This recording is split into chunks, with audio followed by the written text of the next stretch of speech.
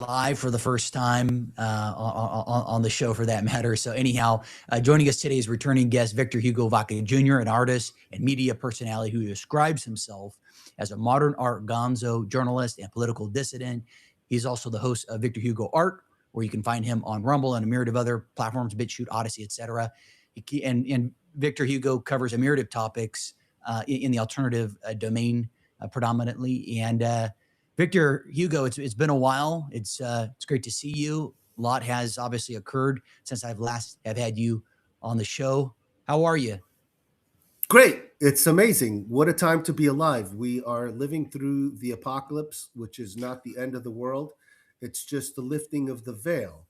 And you and I being in this arena that some call the alternative news media and some call the so called truth teller arena, we are just organically realizing that, like what was just discovered with Perez Hilton, who is an influencer, a lot of the influencers are dangerous, mentally unstable, or actually controlled opposition or COINTELPRO, as people have pointed out.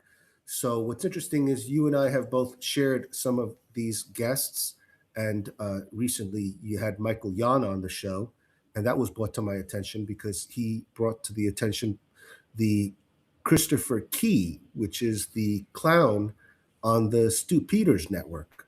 And Christopher Key had been on my show a number of times and had me on his show, and I'd been on the Stu Peters network. But I noticed that there was some suspicious activity over at the Stu Peters network, and I sent Stu Peters an email inviting him to come on the show so that we could talk about it. Because just like you, my audience, it's interactive, and they contact me and say, "Hey, Victor, did you see this? Did you see that?" And when I look into it, if it looks suspicious, I'm not afraid to contact these high-profile influencers and, like I said, invite them on my show, or I'm I'm happy to go on their show so that they can defend themselves. Because people right now are having a hard time trusting.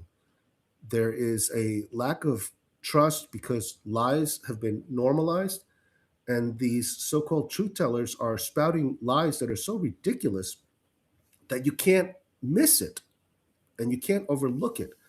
So that's one of the topics I wanted to get into with you because, yeah, thanks to Michael Yan, who's also been on my show, and he's a fantastic guest, we're able to see who's who.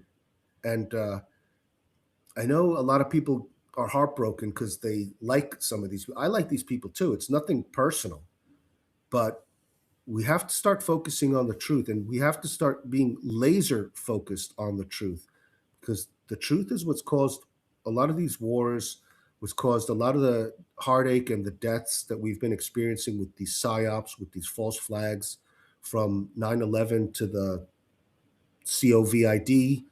So yeah, it's we have to be strong enough to shed light on the darkness so that the darkness cannot overcome it. And thank you, because that's what I see you doing too, Christian, and I appreciate that. I appreciate you sharing that. I did not, as I have shared with other people, I did not expect to be covering these topics at all. I wasn't even aware of these topics really prior to, I would say prior to, gosh, probably about a year ago, candidly, believe it or not. I had my first kind of foray into this, listening to a documentary by William Still, The Money Lenders, and then that kind of led down rabbit holes. And I went from covering the financial world. I'm giving you some context here and some people tuning in, financial world and more conventional, traditionalist geopolitical matters, to then trying to, cover more alternative topics. And I started seeing the channel grow in the first handful of months. I mean, it was growing, and then all of a sudden the views tanked. I was just like, where did this come from? Not getting, and it's very discouraging when you come to the realization, if you're on these platforms, because you're basically a serf on YouTube or any of these other platforms, right? I mean, you don't own your piece of real estate. It's private, right? They can usurp it from you at their discretion at any time. And so I have had moments, and again, just kind of giving some context here for you and people tuning in, that it is very discouraging if you want to talk about these topics because you're always in the back of your mind thinking that, okay, this can be unplugged at any moment. So is this the highest and best use of my time? Time during the day researching and sharing this in a public setting. And obviously, as you go down the road, you realize, especially, of course, you being in the same domain as myself, you realize that much of alternative media is a limited hangout, and that much of these people with these very large audiences, they have that for a reason, of course. And most people are not aware of that. They're not aware of these alternative of this controlled opposition, so to speak, and how they'll share truth, they'll show truth, but you're not exposed to a wider scope of alternative points of view. And that's something that I have observed.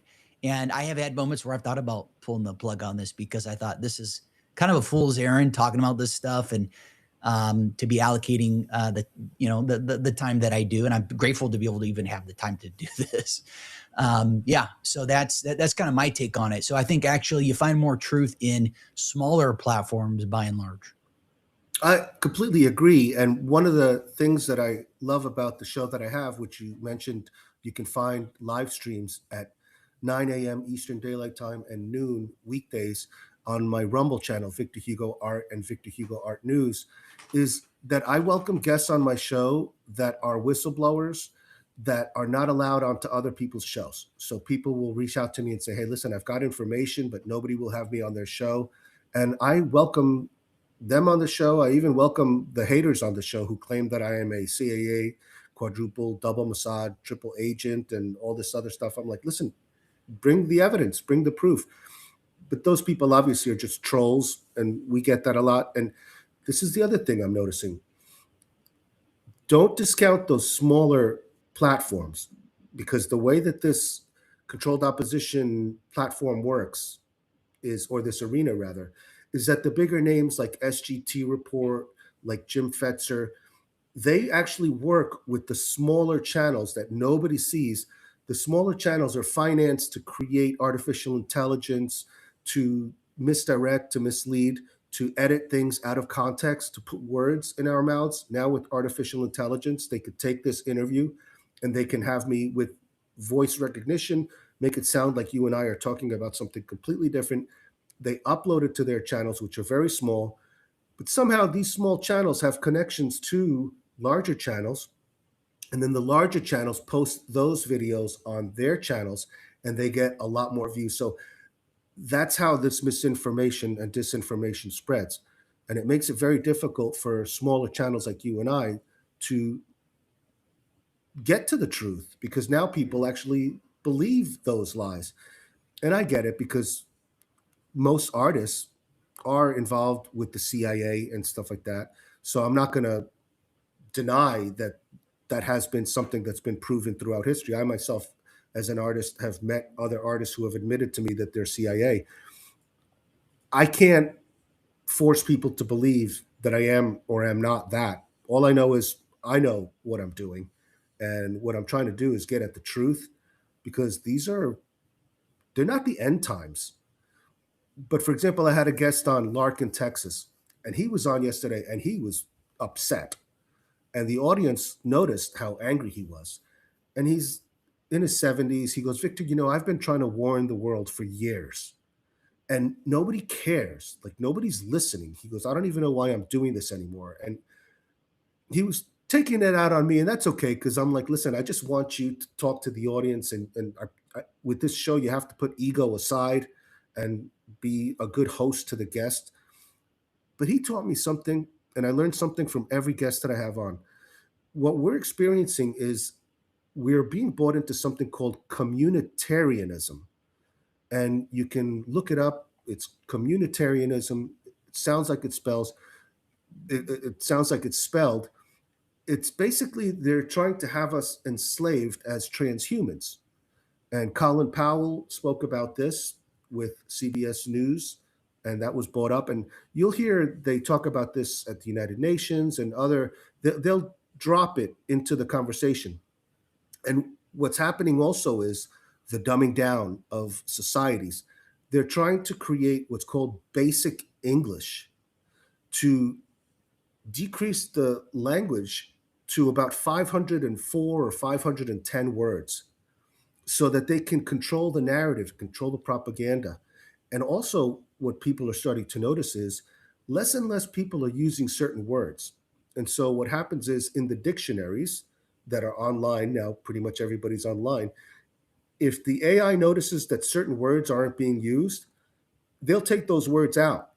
So, we're slowly getting to a point where you'll notice when people get interviewed on television or on shows, a lot of them use like, and you're trying to have a conversation with these people, and it's like, well, like, I was, and they like, and you're like, whoa, holy cow, what's going on? That's by design. The less words that you have to use, and also, for example, check this out. You get rid of the word freedom, eventually people won't even know what freedom is anymore because if people don't use the word freedom and there is no definition of freedom in the dictionary, then we've lost even the thought, the concept of freedom. And it's a generational thing. It's drip, drip, drip. So, yes, you and I and others who know the word freedom understand the meaning of it. But let's say you're just born into this world, and 10 years from now, nobody's saying freedom anymore. You'll not even know what freedom is. And that goes back to George Orwell's 1984. And that stuff was a CIA, actually, it was not only a CIA project, but it was a secret MI6 project. So these are projects that are financed by taxpayers to dumb them down and enslave them. I never knew about this until I had my guest on the show. And these are the things that they're little nuggets that we're able to get from our guests. And yeah, I really appreciate the time that I have with these amazing people. You know, you mentioned about the nuggets. They definitely do provide you those breadcrumbs, so to speak. I often say sometimes, and I share with people, you know, loved ones and people that I know. I share a little bit about because people ask, well, you know, what are you doing? You know, what are you talking about in your show? I say, you know, I talk about these topics, and you know, and sometimes at times I think to myself, okay, is this too out there? And then you do some homework and research, and I'll share with you some of the books I've been reading that I'll share with you, I guess, at some point. And no, we're definitely not crazy. Actually, I had someone from the audience. Um, he sent me an email, Victor, that it was from a YouTube video from 2015, and I'm happy to share it with the audience here. And actually, I could probably pull it up maybe on another screen here. But basically, it was the fourth prime minister of Malaysia, and he spoke about a lot of these topics that we cover. Somehow, the video is still on YouTube, and I mean, this is the fourth prime minister over in Malaysia, and he is touching on this stuff. So they do the cabal. I'll use the term cabal for lack of a better term. They do let you know in advance. Yeah, it's revelation of the method. They have to. And that's where Hollywood comes in. And that's why I understand people with their suspicion of actors and musicians and authors, the way that they find this stuff out, like George Orwell, when he wrote 1984, he was involved with the family that was doing all this stuff. I had a guest on my show who was a chef for Bill Gates, and he was telling me that, yeah, the feeling that he got from Bill Gates was that he was an evil man. But a lot of people don't know Bill Gates and these people that you see as influencers, they come from families that were high level. Same thing with Trump. I mean, Trump knows what he's doing. He was put there on purpose. And then when you realize that his uncle was the one who was told to go get all the information from Tesla, Nicholas Tesla, when he died, and these secret societies, these underground cabals, like you say, they have all this free energy or ether or whatever you want to call it, but they don't have to worry about the power outages like everybody else does because they actually have civilizations, high rises under the earth. Elon Musk has a boring company, not a boring company that's like making you yawn, but a company that actually bores huge cities underneath. And the contractors that are hired to do this stuff, they're given certain things to do, and then after that they're fired, they hire another one. And all these people have to have sign non-disclosures and stuff. But as people have been noticing with some of these scientists lately, once their job is done, they're killed off. And I suspect, for example, having watched Fauci during the hearings, he could be pleading the fifth all he wants, and he could be having that uh, pardon, which was very strange. They pardoned him without even having done anything. That's super suspicious that people don't even think about that. But he looked scared. I have a feeling he's not going to be around very much longer, and they're going to use him as a scapegoat.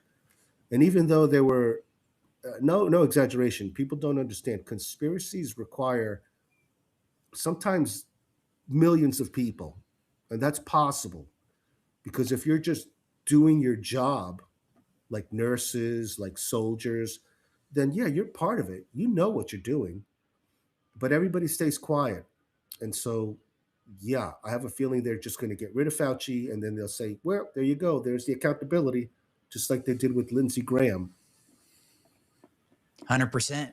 100%. I was sharing that with Francis Hunt the other day that Fauci, Andrew, Epstein, they are all middle management at best. Hmm. The real criminals are still at large.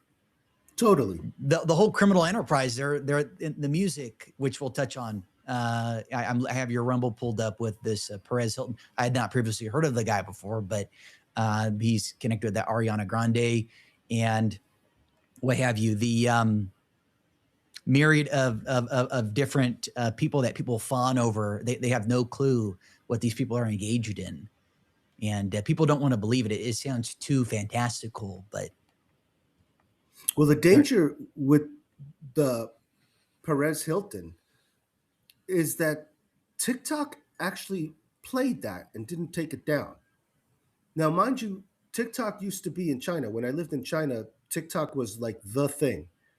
But then TikTok was bought, I think, by Larry Ellison because Benjamin Netanyahu admitted that they need to control the narrative, that too many people were noticing what was happening with the genocide and the ethnic cleansing in Palestine, Gaza, the West Bank, and now Syria and Lebanon. So he says, we need to take control of that. So they did. So they bought it from China. They would not have allowed a naked guy to start cutting himself like he was a raw steak in front of everybody. Plus, he was naked and he was glamorizing suicide. So now, like you said, most people, they're idol worshippers.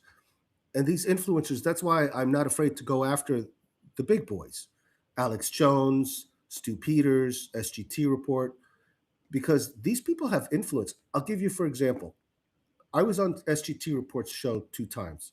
I was supposed to be on the third time, but my internet wasn't working, so I didn't get his email. So the first time I went on his show, I told him the information that I had, personal information about Elon Musk working with Mike Sievert, who's the CEO of T-Mobile. And I said, listen, they're preparing something because Starlink just combined with T-Mobile, and they're going to use the 5G to be able to control people and also to be able to kill them. I know a lot of people think this is, like you said, fantastical and conspiracy theory, but this is documented in released CIA files. With the frequencies, they've already experimented. They can make people go crazy and they can make people kill each other. They can make people commit suicide. And yeah, that's real. They can control this stuff. So SGT report tells me, oh, don't talk about Elon Musk that way. We need heroes. And then I'm telling him back then that Donald Trump is not to be trusted for so many reasons. And he's like, oh, well, what are you going to do? You got to vote for the lesser of two evils. In which my mind, I'm thinking, okay, this guy claims to be a Christian, and yet he's telling his wonderful audience. I can say that this is what makes me so sad is SGT Report has a great audience, great people, but they believe him. What he doesn't tell them is if you vote for the lesser of two evils, You're voting for evil that is controlled by evil. Because both of those evils are controlled by evil. They're both puppets. So, see, he leaves that stuff out. And that's where you were saying they'll tell you 80% of the truth, but they'll leave out the 20%. And then I go on his show and he edits me. So they censor me. Uh, I'm not on his show live. And then when I watch the show, I go, wait a minute, I was taken out of context. So that makes me very suspicious with that stuff. And I've been censored on Mike Adams, Brighteon, which is amazing because that's supposed to be a free speech platform. Really? Yeah, yeah, yeah. And then it was brought to the attention of Mike Adams personally by Stu Peters because I went on Stu Peters' show and showed the evidence. I don't just make these allegations willy nilly. I actually bring receipts, which is why people don't like me. I don't just make these allegations. So I showed Stu Peters. I said, look, I was censored. Here's the proof. And so Stu Peters aired the show. And then he gets contacted by Jim Fetzer because also on his show, I broke the news that Win Young had discovered that there was treason with the Sandy Hook that went all the way up to Trump and to Obama and to the Supreme Court, including Alex Jones and Jim Fetzer. So Jim Fetzer brags on his show, oh, yeah, I made a phone call to the Stu Peters Network producers and told them to, quote unquote, rectify the situation. So within 24 hours of the phone call, the video that I did with Stu Peters, which was trending on his Stu Peters Network channel, was taken down and set to private and restricted, which means that unless you know the Stu Peters Network producers or Stu Peters himself to get the password and the code, you can't see the video. And then Jim Fetzer goes on his show 48 hours after that and starts spewing all these lies that quite literally left Stu Peters with his mouth open because he goes, do you have any proof of any of this stuff? And Jim Fetzer's like, well, no, I didn't read any of the files, but my trusted sources. And then when you look into his trusted sources, they're also a bunch of liars. It turns out a lot of these people who are controlled opposition, because I've been digging deep into this, they all have arrest records or criminal pasts. And then just like this guy named Dustin Nemos, he admits on an X space with Adam Green, Handsome Truth, Stu Peters, and over 100,000 people watching live, that he's a government informant, that he cut a deal because he was arrested and put in jail for selling drugs to kids in a daycare center area. And also, he admits other stuff that's having to do with pedophilia. So, yeah, these people cut deals with the government, and then he admits that he's a government informant. So it turns out Stu Peters has a mugshot, Jim Fetzer has a mugshot, Dustin Nemos has a mugshot, Christopher Key has a mugshot. They all work together, and they all keep towing the line so that their audiences believe their truth, which is 80%, but you're missing the 20% that you need to put the pieces of the puzzle together. And that's where guys like you and I come in. And thanks to both of us having Michael Yon on the show, Michael Yon's the real deal. He says it. And what's interesting is even though people fear Michael Yon because he says it like it is, they still have him on shows like Alex Jones and stuff. So you got to see how this game is played. That's why sometimes they'll have me on the show too, because it gives them credibility, you know? So, yeah, but you got to be careful because you are who you associate with. So if I get too chummy with these people and start going on to their shows just to, I don't know, for fame or whatever, that's not the point of this. This isn't about being famous. This is about getting to the truth. Well, you touched on Trump earlier. You had me thinking of Q. I was listening to Stephen Wybrow. I think I'm saying his last name right. He's I don't know, for some people tuning in, they may not be familiar with him, but he was a younger gentleman talking about 5G, and he did an interview with two other people, and it was so interesting because that was filmed in October of 2020, and they shared their thoughts as it relates to Trump and many of the other things going on. You mentioned about mind control, other things, and they were spot on. From all these years later, the mind control whole topic is very fascinating and pretty spooky too. Especially the whole voice to skull and all these other things that just sound so out there, but technology's been around for a long, long time. You also mentioned about underground cities. I have heard that that is a cover for these data centers and I mean, it is amazing how much water is consumed. I think some of these data centers consume like hundreds and hundreds and hundreds of millions of gallons of water, maybe just for like one. And that there is thought that is to serve these underground cities that exist, and that and yeah. The thing with the people that think that they're going to survive in these bunkers is that they all need oxygen. So if that can get cut off, they're just going to be a bunch of dead people under there. And there is a way for us to win and overcome this evil, because that's what it is. We're being bombarded with evil.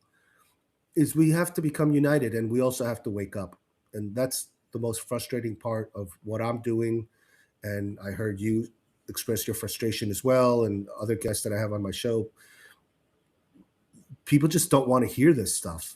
And I noticed that when I get invited to social events, and I have a hard time, just like, I don't follow sports, and really I don't watch movies or listen to the modern music because it's all vapid. But I like having conversations like what we're having, and then I try to have that with people, and they get scared. They don't want to realize that, yes, the dollar is about to crash. It's not if, but when. And what are you going to do when that happens? Because then they're going to bring in the social credit score and the CBDCs. And I lived through that because I was living in China, and I know what that's like. And I moved there on purpose because I wanted to warn my brothers and sisters in the United States through my own personal experience of what it's like to live in a country where I was afraid to jaywalk. There's some long streets in China, and there's cameras everywhere. People are now worried about the flock, which was brought in under Trump, which, according to SGT report, is the lesser of two evils. And now people are worried about flock, but now there's even something else. Because what people don't understand is they'll test the waters. They'll see what you're able to or willing to put up with.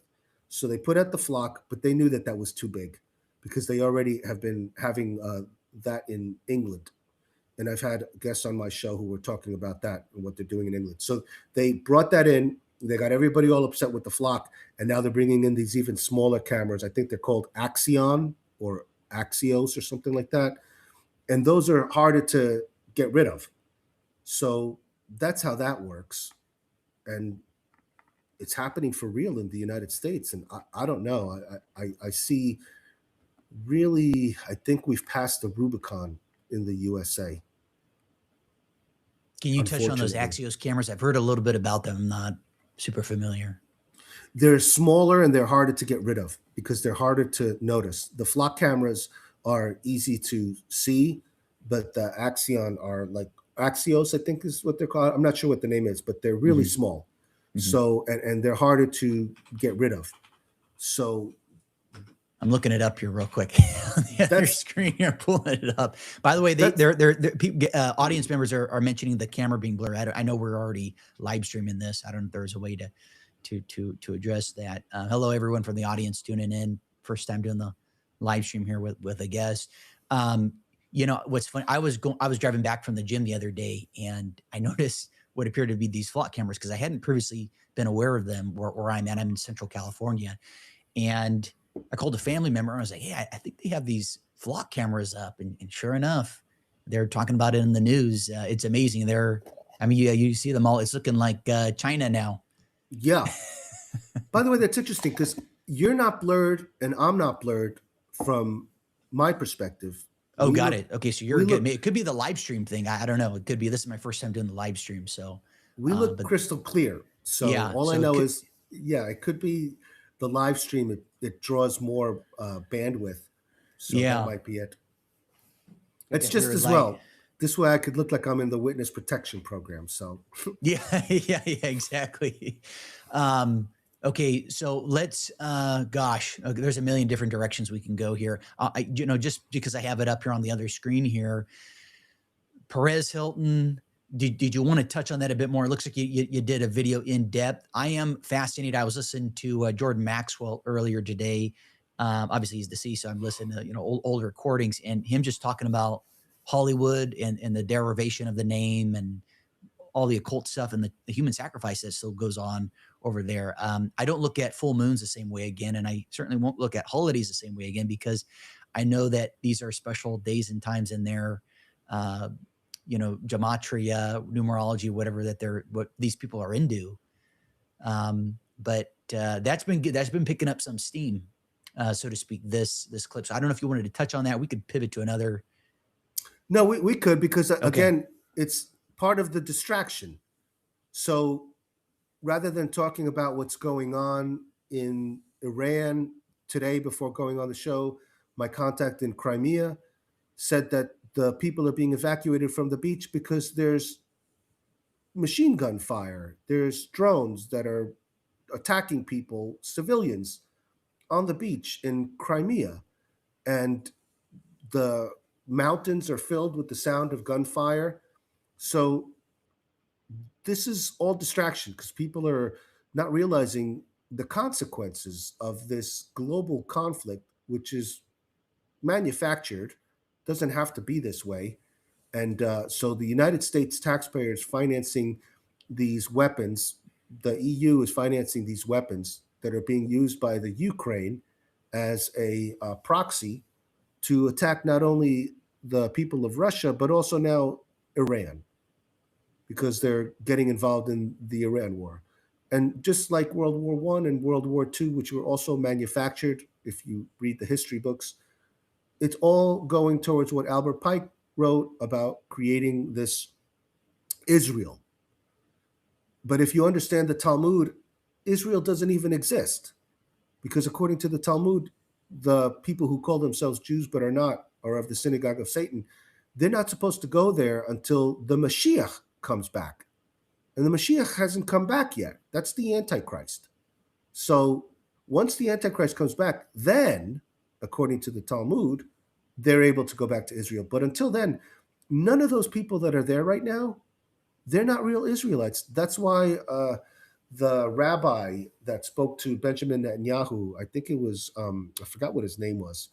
He passed away, but Mm-hmm. they Oh, have his, Schneerson. You talking about Rabbi Schneerson? yeah, they have his photo up, and you're not supposed to worship false idols. But when you go into synagogues and you see in Jewish houses, they have his photo up there, so they worship him like he's a Messiah. So it's very hypocritical. Most of these religions. I'm not just picking on one. Mm-hmm. But yeah, he told him, because Benjamin Netanyahu told him, and the footage is out there. I've played it on my channel. He goes, "Oh, well, when are you coming to Israel?" He goes, "You know, I can't go to Israel until every last Christian is killed. That's when the Mashiach comes back. So you have to get rid of every single last. There cannot be one single Christian alive."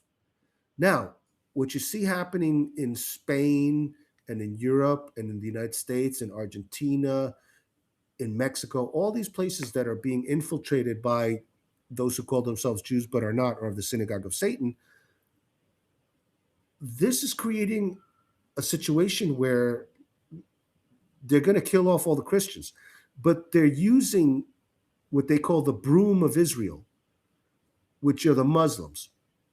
And that's why you see also a lot, I could tell who the controlled opposition is in the alternative news media, because now they're demonizing the Muslims and saying, oh my God, these Muslims.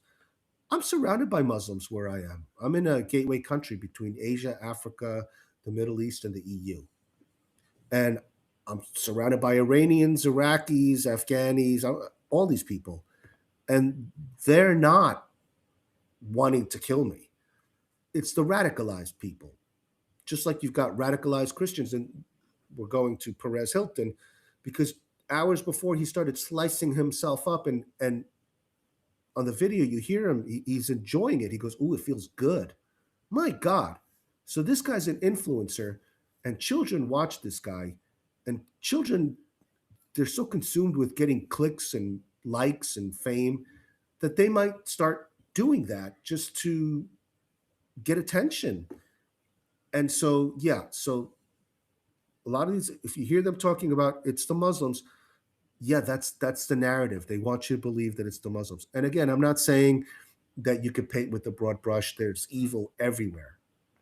But that's the narrative that they want because they're using, and I've played the videos, the rabbis say we're using the Muslims as the broom of Israel, which means they want the Christians fighting the Muslims so that they can both be eliminated. And once they're both eliminated, then boom, they go in.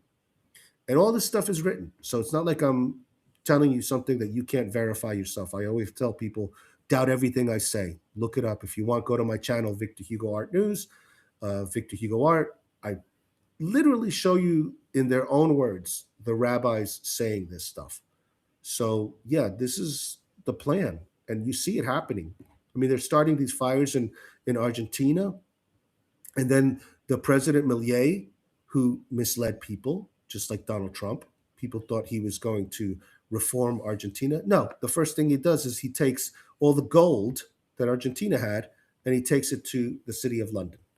Who controls the city of London? The central bankers. Who are the central bankers? Those who are allowed to have usury.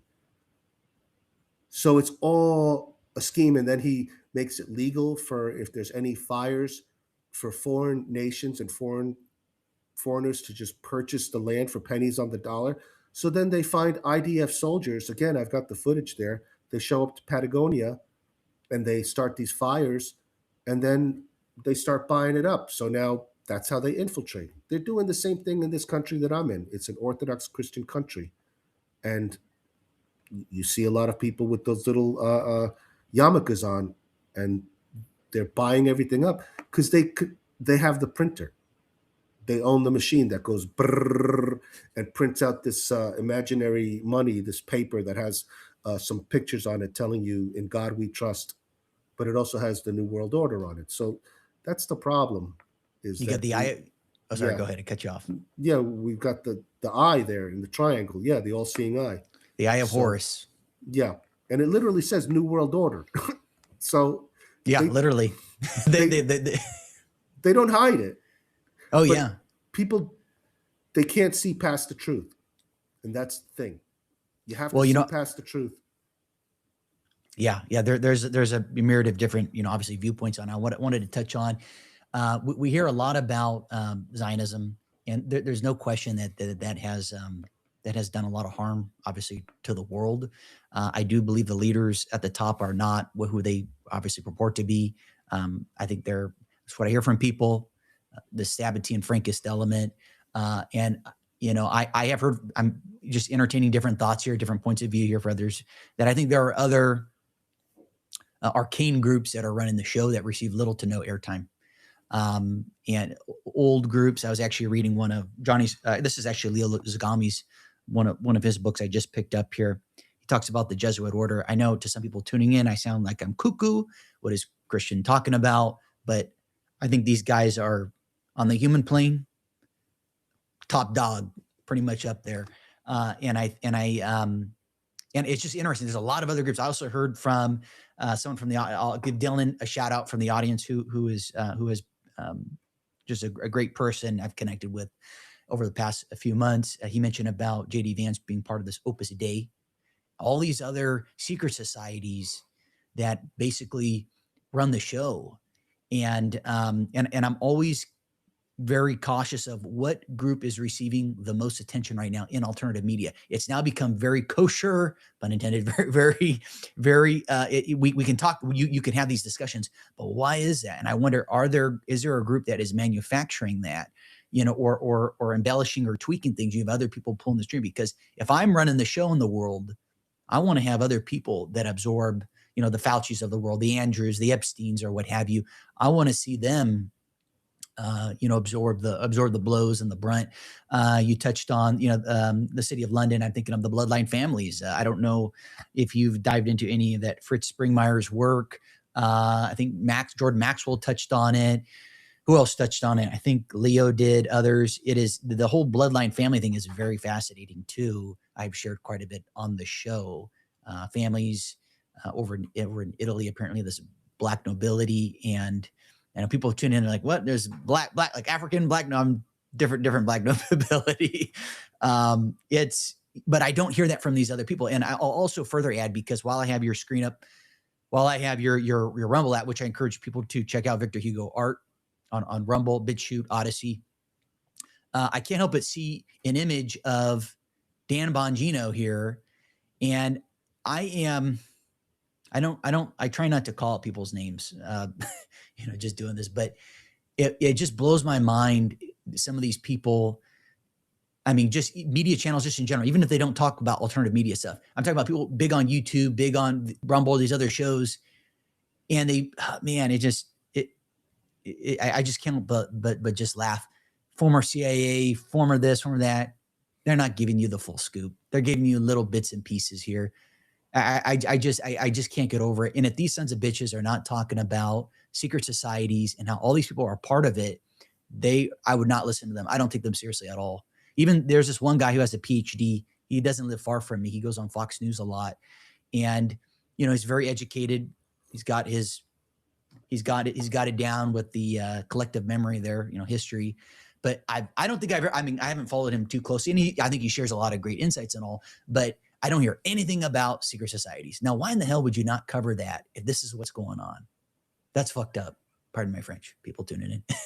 That is misconstruing people, and I get fired up when I see these people. I mean, there's millions and millions of views. These people are I mean, it's just hilarious. And I'm looking at here to the right of your video here, all these other suggestions that they're giving people. I grew up being exposed to Fox News and all this other stuff. And then I realized it's all controlled.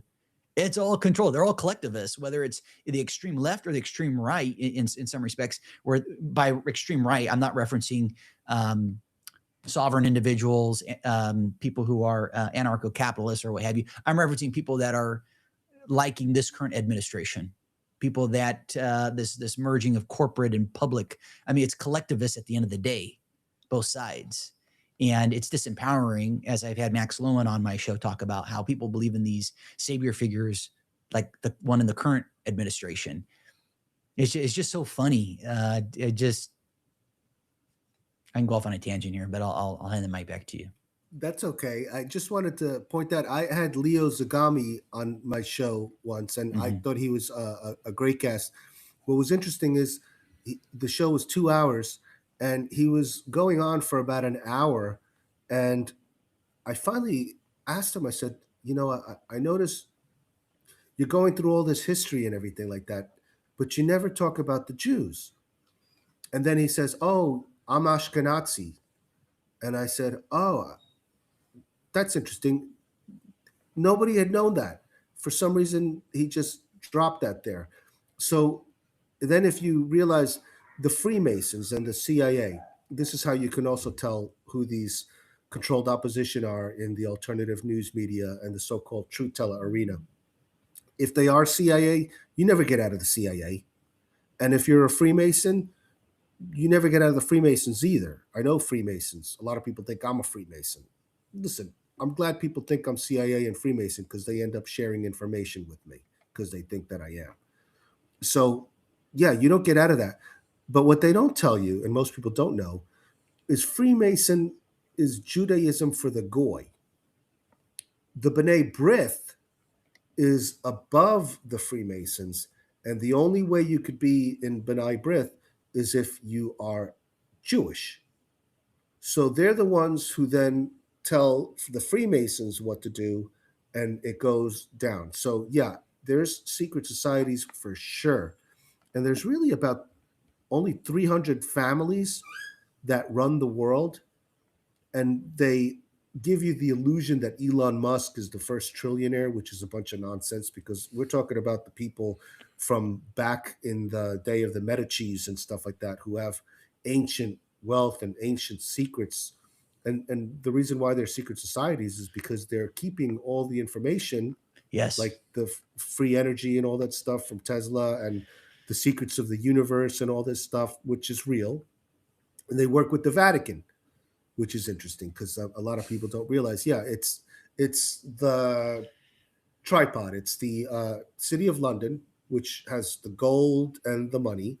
You've got the Vatican, which controls the souls and also the space above. So if you want to build a high rise, you have to get permission from the Vatican because somehow the Vatican owns like air. And then you have the United States, which is the military arm. And that's why Israel has gotten the United States military to be part of it. It's just, it's treason. It's clear treason. And Oh, so people don't see that. That's what blows my mind. And I can see why my guests come on the show and they get frustrated, because I'm like, aren't you guys seeing this? Like, am I the only one that notices this? And why aren't you doing anything about it? Yeah, you're making me think of Jason Christoff, who has touched on some of this stuff. I don't know if you're familiar with his work or if you've Yes. had him on. Okay, so okay. Just fascinating. Connecting the dots, different points of view. You mentioned the Vatican. That bank is very powerful. It's incredible. You mentioned how it is the spiritual arm. City of London, they say, right, is the financial arm. Washington D.C. is the military arm. And I think I was listening to somebody. I was reading a book from 1933. It was posted posthumously. She was an American-born British socialite. Of course, they had a lot of Americans, a lot of American aristocracy, if you want to call it that, getting married to British nobles over the turn of the 20th century, et cetera. And her name was Edith Starr Miller, I believe, which I encourage people to check out. And she touched on some of the topics we were covering. And I'm finding, these old books. Speaking of old books, there's this gentleman, of course, I'm sure people have seen tuning in. He was like 40 years old, and he was, I guess, found dead. And he was wanting to basically scan old esoteric books, old first edition books, Masonic books, etc., and have it kind of like Project Gutenberg, where right it's free, it's access to everybody. And he's dead. And apparently, from what I'm hearing, all of these AI companies or what have you are basically trying to scan everything, right, for various purposes. So um, very very alarming stuff. Yeah, they don't want us to know because knowledge is strength. And so they keep us dumbed down. Again, notice that the words are disappearing from the dictionary, and they will eventually Yes. get us into what's called basic English, and there will be about 504 to 510 words that will be used in newspaper articles, in press releases. And the reason why they want that is because it just makes it easier to control the public. This is all about control. And it's a drip, drip, drip situation. It's generational.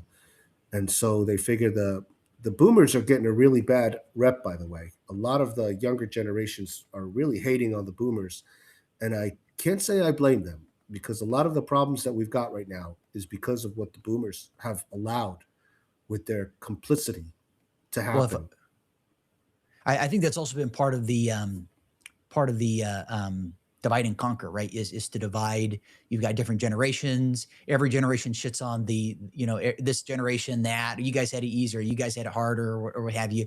And I think you have had certain people of that cohort, certain individuals, I'll say, to delineate who have helped to create that. A lot of I didn't mean to cut you off if you wanted to Oh, no, no, continue. no. Go Oh, for it. okay. No, I just wanted to say, because I feel like that kind of fits into the narrative of divide and conquer, and they've done a really good job. Have you followed or listened to Svali by chance? Svali. No. Who Yeah, is she's that? someone I recommend checking out. I first came across her on. I'll give the show a shout out. I'm not affiliated with her show, the Imagination Podcast on YouTube. Svali is a former. She couches herself as former Illuminati member. Obviously, Illuminati is kind of a blanket term, but obviously was a real group, and I guess purportedly is still a specific real occult group. But she has a book. She has got a couple books. Actually, you can read them online. Anybody tuning in can read it. And she talks about how things are engineered, how people are put into places. She gets very granular with it. She talks about how certain people are reared who are part of these bloodline families. I don't know if J.R. Sweet rings a bell by chance, but he's spoken quite a bit about that as well. And that, in these bloodline families, they're determined, through trauma-based mind control, through, basically sodomizing you from a very early age, inculcating you, indoctrinating you. You're either directed into, let's say, becoming some type of a hitman, and they might have you do contracts maybe in Europe, and then they take you over here to America or another part of the world, change your identity, change your name, or you could be a breeder, which I have heard quite a bit about. I reached out to that Alondra Lotman. I don't know if you know that name by chance. I think I'm saying that last name right. Yeah, Alondra Markman or Alondra Lotman. Anyhow, he spoke about how he was a breeder. He's bred over 1,000 kids, and they have them all over the world. And some of these kids are used for the rituals. And so, obviously the adrenochrome and things of that nature. So so she also talked about how other things that what the very top does and what they'll partake in and what others won't partake in. They won't drink caffeine at the very top. I've heard that with Mormonism, which I was raised Catholic. I'm no longer, but basically, yeah. Nathan Reynolds, yes, exactly, Joe. That's just I'm looking at the people are sending messages here as we chat. But yeah, basically, yes. And went off on a tangent here. Yeah, bloodline families, directing people into certain, and how, yes, that's right. Now I'm getting my track right here. I'm getting distracted here. How they are basically, how they control everything. It's very fascinating. She gets very granular. I encourage you to check her out. Svali, Svali, is really good. And then someone mentioned Uncle Ted. I'm not sure if that's in reference to Uncle Ted. I don't know who that is, but you're making me think of Ted Gunderson. Ted Gunderson's really interesting. He's another interesting one. I want to answer your question because you made a good point about these people who are the secret societies, the handful of families. They use the Jews. And that's the answer to your question of why all of a sudden it's become trendy to notice that it's the Jews. Again, it's not all the Jews. You can't paint with the broad brush, but it's a lot of them. And so the reason why they do that is because they use them too as the scapegoats, as the victims, as the Fauci, so Yes. that they put them out. And it behooves the people right now at this moment because the victim card is a really handy card to play because most people have compassion and empathy, and that's how you can win them over. So you play the victim, and then when people invite you into their home or whatever, that's when you poison them or you stab them in the back. And so that's how this is working right now. And then they're going to bring in all these Noahide laws, which are going to outlaw the New Testament because you're not going to be able to speak about false prophets, which they consider Jesus as a false prophet, and you will have your head chopped off. This is all part of the. That's why they have all those Chanel guillotines that the U.S. has bought. Why do you think they have so many Chanel guillotines in their military bases? Have you heard about that? No, I'm going to look it up right now. You said Chanel guillotine. Let me move these Yeah, books and here. it's interesting that they would have Chanel, which is a fashion brand, Yeah. create these guillotines, and they're held in these warehouses throughout the United States. The Noahide laws were approved by the first Bush administration, and Trump has now just made that also. So these so-called Zionist Christians like Ted Cruz, Mike Huckabee, and Mike Johnson, they're leading their flock astray. All these evangelists who are claiming, "Oh, we have to serve the Jews." That reminds me of that Twilight Zone episode, How to Serve Mhm. Man, where it turns out that it wasn't a recipe. Well, it wasn't about serving man, it was a recipe book, and that they were going to serve humans. There was an old Twilight Zone episode, it was classic. So, yeah, that's the answer for that. And then I hosted Nathan Reynolds on my show. Really? And yeah, he was a fascinating guest. And this is going back to where we started with Perez Hilton and the influencers that you have to. I've been telling people, beware who you trust. That's my new tagline: beware who you trust.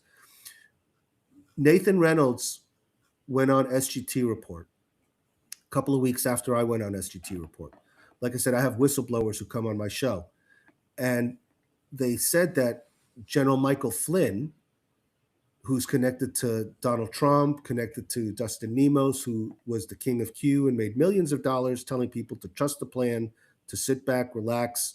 The Patriots are in control. The White Hats are going to take care of everything, which was a ruse. It was just like Operation Trust, which happened during the Bolshevik Revolution.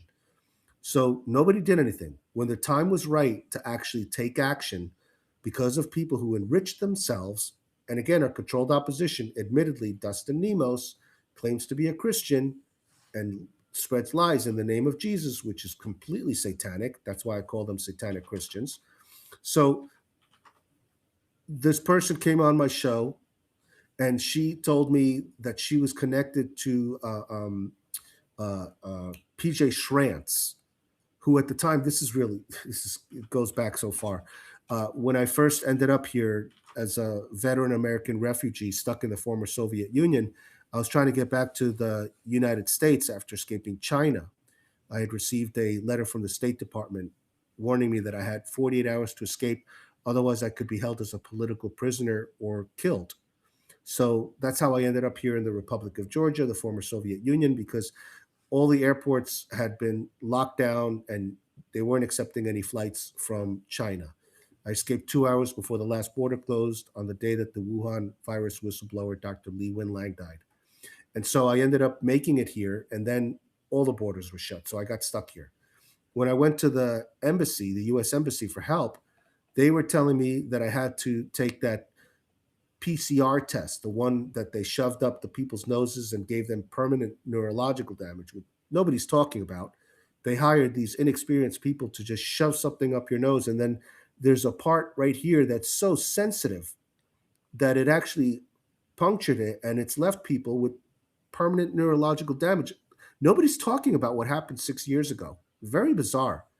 So then they said, oh, no, you also have to take the jab.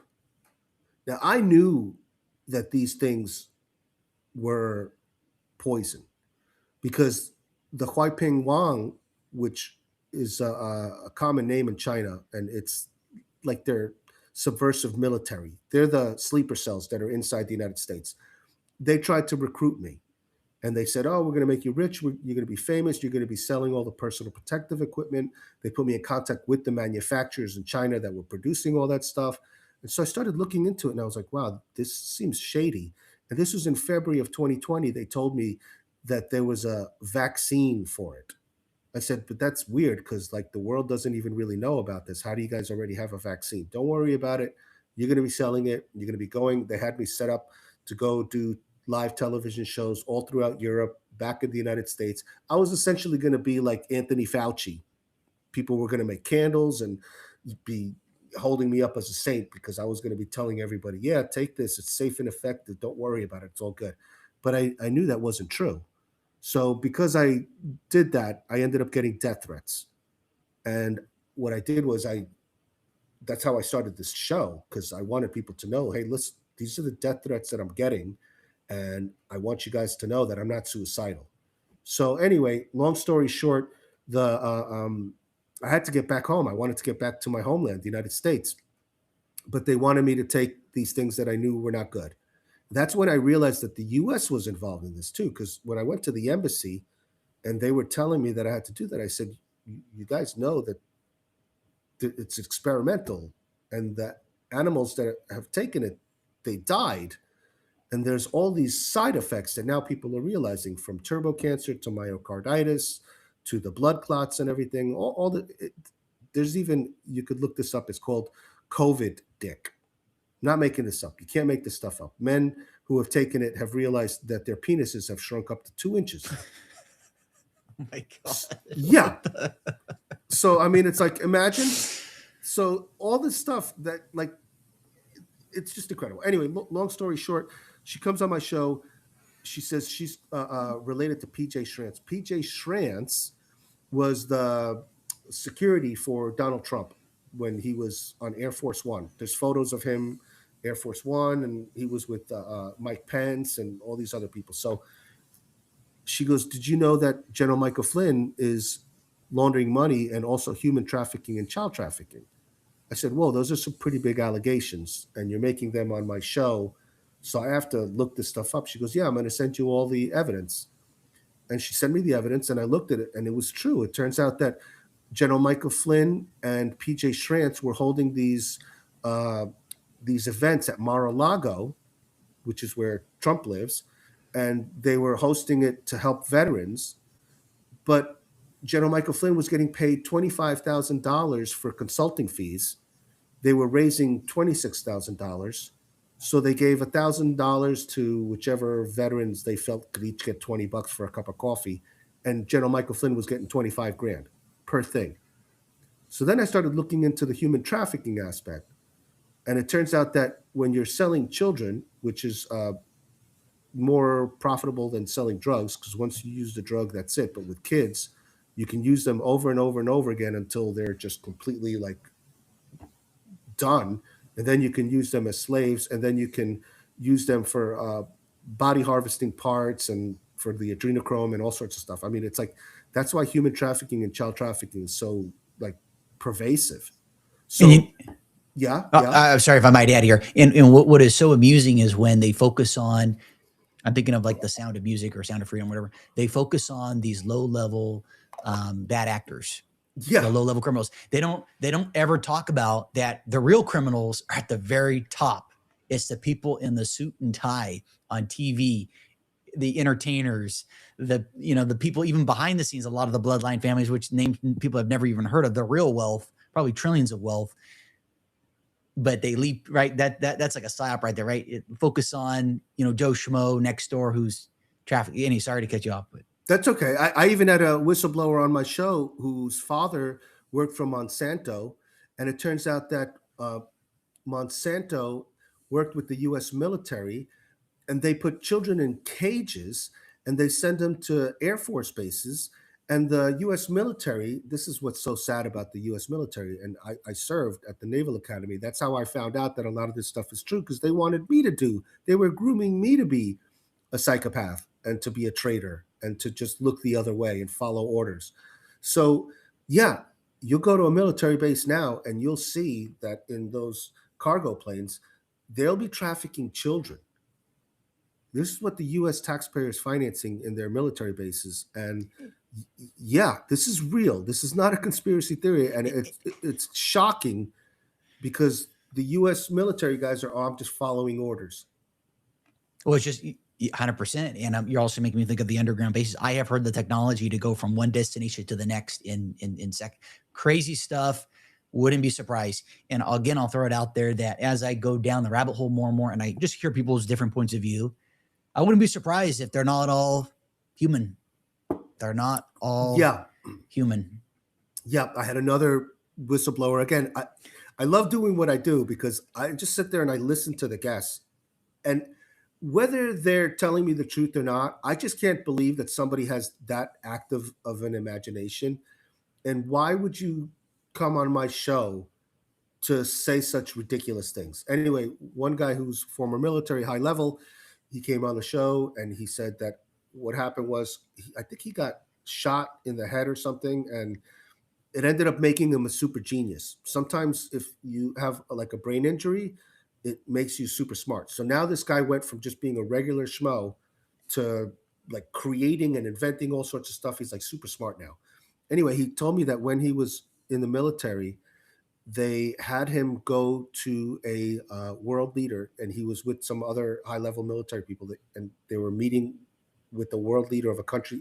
He said, I can't tell you which country it is, and I can't tell you what it is. He goes, but one of the weirdest things that I've ever seen, he says, before the world leader came out, he says one of the people that worked with him was in a panic, brought out a box, and he opened the box. He says, you guys got to see this. In the box was a mask with technology he said he had never seen before. Like there was technology inside the mask. And he said that what was most striking was, and this goes to what you're saying about them not being human, he says there were indentations in the mask that seemed reptilian. And he said that what happens is they have the technology to have people with masks impersonating and even the voice because the technology inside can mimic the voice. So who knows if these people like Trump and Putin, which I've heard both of them have passed, and that what we're seeing right now are actors playing their roles. Just like when Biden came out and he was 7 foot tall. I don't know if you remember that. There was constantly different looking Bidens. They all looked different because they were wearing masks. So that stuff's real. Anyway, back to the story. So she tells me that General Michael Flynn is involved in human trafficking, child trafficking, and money laundering. I made a movie called Crackhead Jesus the Movie, and I filmed it at the Delray Beach Art Gallery of William DeBilson, who I considered a friend. So he heard about my situation because I had been on SGT Report. And he goes, "Hey, Victor, listen, I'm going to help you get back to the United States." He goes, "If you can get three works of art to me," he goes, "I'm friends with Cash Patel." He goes, "I'm sitting here right now with General Michael Flynn at his home in Naples. We're smoking cigars. We're going to hold an auction for your art, and we'll sell the stuff so that you end up getting back home safely and you don't have to worry about being a homeless veteran." Another statistic. So I was like, wow, that's great. So I was able to get him the three works of art. And then he heard me on the show talking about General Michael Flynn. And he goes, "Victor, listen, if you don't stop talking about General Michael Flynn," he goes, "I'm going to throw away your art and I'm not going to help you get back to the United States." And I was like, holy cow, man, I can't not report on this. Now that I know, I have to keep digging. So yeah, he's been extorting me. So this is what happens in this field of behind the scenes stuff. I either go along to get along, or I get extorted or get death threats and stuff like that. But if you're a true believer, the Bible says more than anything else, live without fear. God hates cowards, and that you will suffer the second death if you're a coward. In the Bible, it also says you're either hot or cold, but if you're lukewarm, I'll spit you out. So pick a side. We got to pick a side. And I'm on the side of truth right now because people have normalized lies. So then I go on SGT Report again and I say, hey, listen, I found out this information. General Michael Flynn is involved in human trafficking. Oh my God. During the show with another girl on the show, because he was hosting two people at the same time, he starts yelling at me and starts telling me, "Oh no, you're not allowed, to say that." General Michael Flynn, he's again with the hero worship. These people, you're not allowed to say anything about Elon Musk. Apparently, the rules are you're not allowed to say anything about General Michael Flynn. And I said, "Well, you have a big platform, so if I'm wrong, I'll apologize, but you should probably look into this." So he says, "Yeah, okay," and he says it. Still there. You could find it. Victor Hugo, SGT report. You'll find all the proof. He never looked into it. Never. And I called him out on it because I'm not afraid to call him out because I'm like, listen, man, you claim to be a Christian, you claim to care about kids, but you don't want to go down that rabbit hole. Why? Because you're afraid or because you're a shill? And I'm noticing a lot of these people are shills. They're more in it about selling stuff. And yeah, I throw out names. That's why when I was sent the video link to your interview with Michael Yon and he mentioned Christopher Key, I started getting suspicious because I consider Jeff Berwick, the dollar vigilante, a friend of mine, and Max Egan as well. And I sent them the death threat that I got from Zachary Winkle, who's the producer of the Christopher Key show on the Stu Peters network. And the only reason I got the death threat was because, again, I'm exposing people. So I said, wow, this is strange. I've never gotten a death threat before, especially from a producer of a major network in an email. It was titled, "You Will Die," and signed "Death."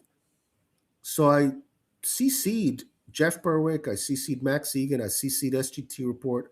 I sent it to Stu Peters. I said, you may want to look into your producer because he's a psychopath. Who does that? Who sends death threats to former guests? I've been on his network like 6 times at least. And crickets, nothing. If anything, I'm the bad guy. And I'm like, okay, so Jeff Berwick, you know that Stu Peters is promoting this Christopher Key guy who's drinking his urine and he's constantly getting arrested. He's the clown that Michael Yon was talking about. And these clowns, what they do is they muddy the waters so that people think that guys like you and I who are trying to get at the truth are all crackpots. And see, that's part of the controlled opposition. That's part of the plan to shut people like you and I down who are just, I'm just looking to get at the truth. When I'm wrong, I'll admit it. And that's why. And then Nathan Reynolds came on SGT Report and he totally validated what I said about General Michael Flynn to the point where, and again, you can look it up. I saved it. I posted it on my channel, Victor Hugo Art News, Victor Hugo Art on Rumble.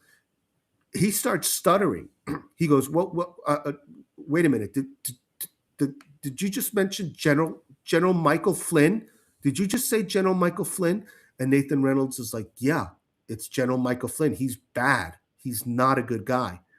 And he goes, "Oh my God." He goes, "I have to make a phone call." Then I get an email from SGT Report, and this is where the ego comes in. So I thought we were here to try to save children, you know? Instead, he sends me an email and he says, "You know what?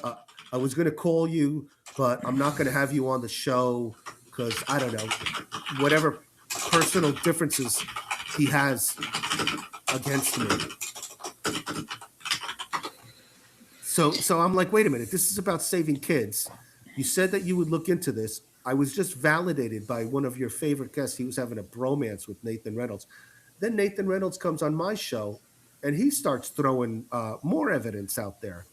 I've invited Nathan Reynolds back on my show since then, but he's hiding right now because of all the stuff that he said. He's and I don't blame him because people are trying to kill him, so he's laying low. But yeah, this is the kind of stuff that happens when you're in the arena that Christian and I are in. I never know what my guests are going to say, but when they do say these things, like you, I look into it and I go, "Wow, okay, this is dangerous. We got to do something about this."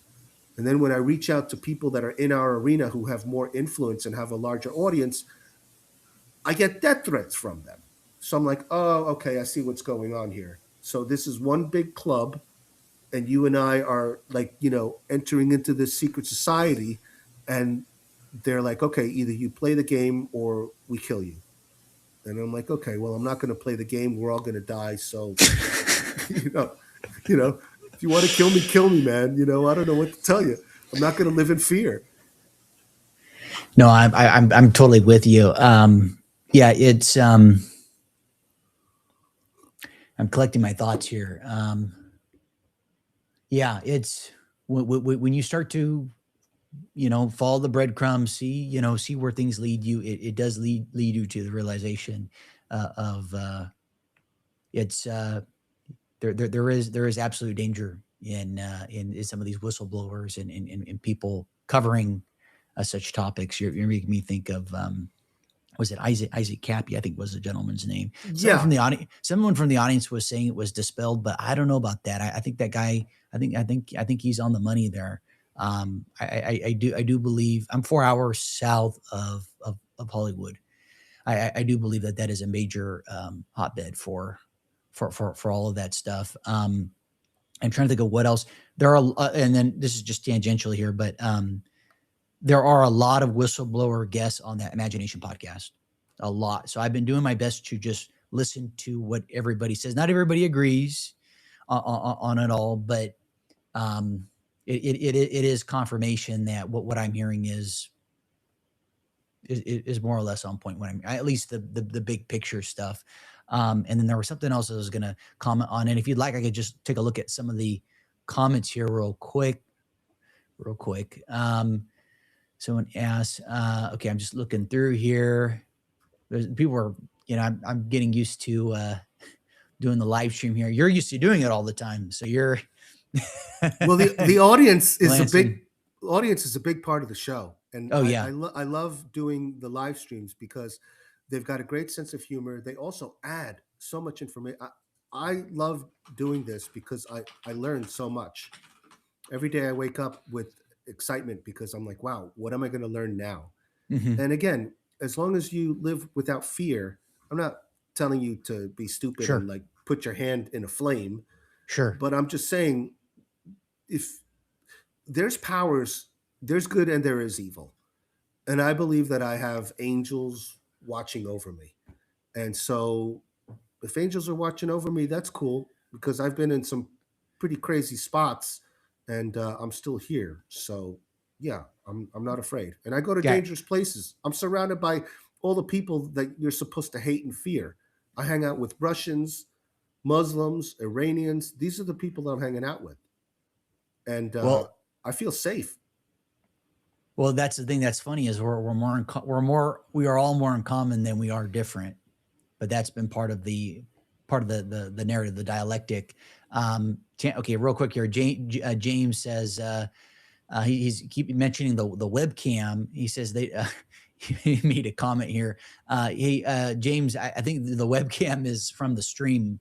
I think that's why Victor Hugo appears blurry in the live stream. It's because of the stream. So I'll have to look into that.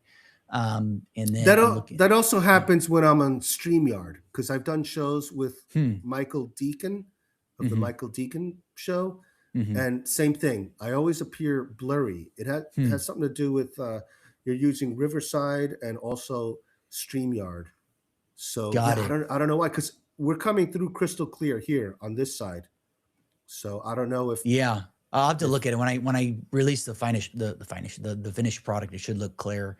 Was going to call. I am using Riverside, so that's another thing that I think is so fascinating is how many companies are in a certain location of the world to let people guess where it's at. I mean, just it blows my mind. Just how much things are concentrated. I guess just high level stuff that I'm continuing to see, and let me know if you agree or disagree, I should say. And audience members, feel free to chime in here. Hold on, I just lost the chat here. Let me pull it up here. Probably shouldn't be tinkering with this. I should be focusing on it. But no, that's okay. That's great. uh, The audience is really why we do this, and I yeah, really appreciate the audience, and I appreciate their feedback. So, thank you so much to everybody out there, and I encourage everybody to share these shows because this information, doubt everything that we say, but look it up, and knowledge is strength, and also we're dealing with a lot of censorship right now. But remember, they can't censor word of mouth. So when you're talking to your friends, your family, your neighbors, your coworkers, mention this stuff. And it'll make it easier for you if you just send them a link and let them hear it coming from us rather than coming from you, because then they'll think that you're a kook. But yeah. let them think that we're the kooks. You know, I'm like, Hmm. listen, I've done my research on this stuff, and a lot of this stuff I have personal information. I lived in China during the Wuhan virus outbreak. I was there. I witnessed it, and I've I'm surrounded by Russians. I'm a camel ride away from. I've been to Israel. I've been to the Gaza. I've been to the West Bank. I've seen. That's why I know a lot of these are lies. That's why when they try to tell me that October 7th happened, I'm like, no way. There's no way. I drove through uh, uh, Israel into Gaza, and the security there is amazing. And there's walls. There's walls in front of walls, in front of walls, in front of walls. So there's no way that guys in motorcycles or uh, um, these trucks or these lawn chairs with motorcycle engines or something like that were able to paraglide. There's no airport in Palestine. Hmm. And they have security there that if a cockroach walks close to it'll blow up. That's So what the when whole I October 7th was, just a total casus belli for them to do their whole ethnic cleansing over there. yeah, and All that's yeah. what upsets me about the government that I serve to protect. I'm like, wait a minute, I was there. I was literally there. You're telling me Tel Aviv, Israel, Jerusalem, it doesn't take that long to get from one side to the other. It's very small. You're telling me it took you 8 to 12 hours before you were able to send a plane to do something. And then when you did send the plane, the footage was out there that they were using um, not the Samson option, but another option where they kill their own people. Hmm. There's I'm trying to think footage. of the term. Yeah. The Well, you're Hannibal, making the Hannibal yes, yeah, directive. They use the yes, Hannibal yeah, directive yeah. because again, it goes. This goes back to what we were talking about. They don't care about the Jews. They really don't. The They people that don't. are evil, the ones that are Yes, running this, we're talking about evil people. We're not talking about Jews, Christians, Muslims. We're talking about evil. yes. So when I I hear SGT report and Jim Fetzer saying, "Oh, trust me, vote for the lesser of two evils," I'm like, my God, are you listening to yourself? Are you listening to what you're telling your audience to do? Vote for the lesser of two evils that are both controlled by evil. My God, Yep. you're 100%. dangerous. Yeah, you're 100 dangerous. 100% on that. And as it relates to all these conflicts, I was touching with another guest. he was mentioning about the drugs being moved around during the Iraq War and Vietnam and all these, and they mentioned about loss as well. I think a lot of these wars, much of the wars throughout history, have been engineered intentionally, inconveniently omitted from the historical narrative. And on top of that, I'll also add, what was it? It's obviously part of that contract. I think these people are in. They're Yeah. part of that. They're a part of that. It's basically human sacrifice. And I can't believe how many have died over in Ukraine. Over, I think it's 2.5 million Ukrainians. Not to mention Russians. It is just a travesty. Well, It's that's going back to the New Jerusalem plan. All this stuff is in writing, by the way. Again, I'm not making this stuff up. Look it up. mhm, The New Jerusalem plan. The plan is because a lot of the people that you see right now in positions of power in Israel come from the Ukraine, because where I am is where the Khazarian mafia originated. This is the Caucasus Mountains. This is the old Silk Road. mhm, And so the Khazarian mafia, what they would do is, and I heard this stuff because I'm here. Otherwise, I didn't know about this stuff. They would tell me, "Oh, Victor, uh, um, this was the old route."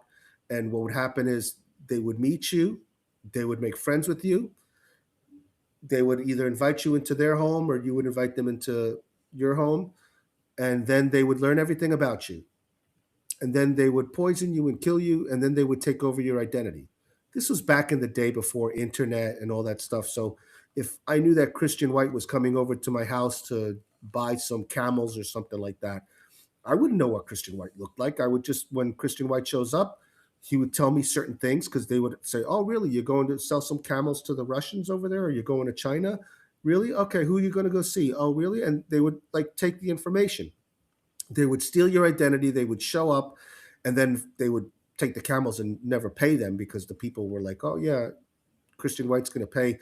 They build the trust. So anyway, what ended up happening, and I learned this too when I was in China. The Chinese would tell me, "Oh yeah, the Khazarian mafia, they used to come over here," but eventually people wake up and they go, "Oh, okay, I see what's going on here. These are slick people." Then they moved over to the Ukraine. That's why these people, they don't believe, but they've been kicked out of over 110 countries now. The latest one I think was Guatemala because they were diddling kids, and over 1,000 times. So when you think about this, let's say it's a boyfriend or a girlfriend. So you mean to tell me that you've had girlfriends or boyfriends break up with you, and then they bring you back, and then you do it again, and then they bring you back, and then you do it again? I mean, there's a trend here, people. So yeah, and that's why they want the Ukraine. Notice the Ukrainian government is all led by Jews, but it's a primarily Christian Orthodox country. So the plan is, again, in order to bring back the Mashiach will come back, the Antichrist, when every single last Christian is dead. Every single last one. There can't be a remaining Christian before the Mashiach, the Antichrist, comes back. So what they're doing is they're getting the Christians to fight each other, and they're loving it. I've played videos of the rabbis saying, "Oh yeah, what we do is we sit back and we eat sunflower seeds, and it's like watching a tennis match. We're just sitting there watching the stupid goyim kill each other." And I speak to these Russians when I'm there, and it's amazing because they tell me, "Wow, Victor, for us, sadness is a way of life." They embrace the sadness. When you read most of the Russian books, they're all like sad and depressing. But for them, that brings them joy. There's a word for it in Russian that doesn't translate into the English language because it seems like an oxymoron. How could you be happy in your sadness? And he was telling me that he lives in St. Petersburg, and that from his apartment he could see the drones attacking the refineries and the flames and the fire, just like I was communicating with Crimea today. From their apartment they could hear the machine guns. I mean, these people are surrounded by war, which is interesting because it's coming to the United States, and the United States has been fortunate that, except for September 11th, 2001, which was an inside job, people in the United States haven't really known what it feels like to be in your apartment or your home and hear machine guns going off up the street. because you're being invaded by hostile enemies. I'm not talking about the gang warfare. I'm talking about like other nations. So that's part of what they're moving towards with this world war that they're trying to create here by bringing in the Ukraine to attack Iran. Notice they attacked Egypt. They're attacking Jordan. They're the plan is to create World War III and then to bring in that communitarianism, which is something that people should look into. So yeah, that's the plan, and it's a transhuman plan because they know that it's easier to control people that are robots and that have, like you were saying, they can control your mind with the frequencies and all that stuff. So yeah, but I don't know. People seem to be cool with it. They want to be controlled. Well, I just was thinking about that the other day. Actually, in my room, I was reading. There's a book. I was reading Leo's work, and he's touched on the Jesuits quite a bit here. I actually had an audience member. I think it was Kim, who's watching. This is tangential here, Victor. She asked about Zach Hubbard. I Let's see here. What pertaining to Zach? I think I have Zach. I don't think was fond of one of the guests that I had on my show, and so he's I think completely divested from any interaction with the with my platform. So that hope that addressed your question. But as I was reading this, Victor, I couldn't help but think about how historically anybody who here, let me rephrase that here. Yeah, I'll give some context here first. I would say by and large historically the people that made groundbreaking things in science, I'm thinking of the great artists Leonardo, Michelangelo, etc., great thinkers, Aristotle, etc., all these people, I'm thinking of Newton, I'm thinking, obviously science, all these people were able to do what they did because they were not focused on just in survival mode. And obviously that's part of the agenda is keeping people in survival mode in such a way where they can't ideate. The only reason why I'm even doing this show and that I learn what I have learned is because I have the time to do so. I have the time to go down rabbit holes. I can go on a walk pretty much at any time during the day and just completely unplug. Most people don't have that luxury, of course. And so they're never able to get to a point where I am and where others are where, wow, we're literally run by fucking criminals. This is insane. And people are just part of the system. And I get it. It's hard to rock the boat if you have a family or if you have, debt obligations, you've got to service this or that. But it just blows my mind how so many people, it's like NPCs, they're just in their own world and you're literally paying for your own prison. It is crazy to me that goes on, and they don't want people being able to ideate and think. And where was I going with this earlier here?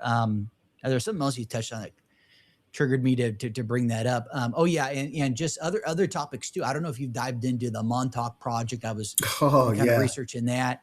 The black cube stuff going on, some of the Jews wear the black cube, and then the Muslims that go around in the circle with the black cube, and then some people say even in some elements of Catholicism or Christianity or whatever, there's elements of that.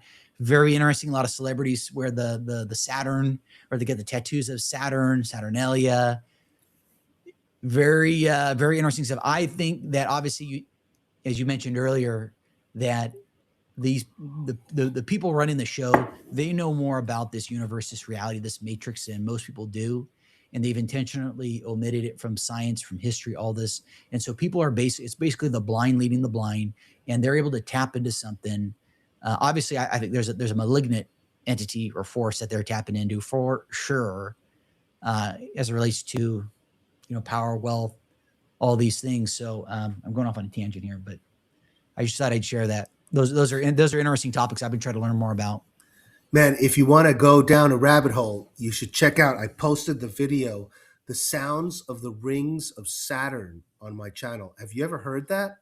No. Man, people believe that that black cube and Mm-hmm. that Saturn is hell.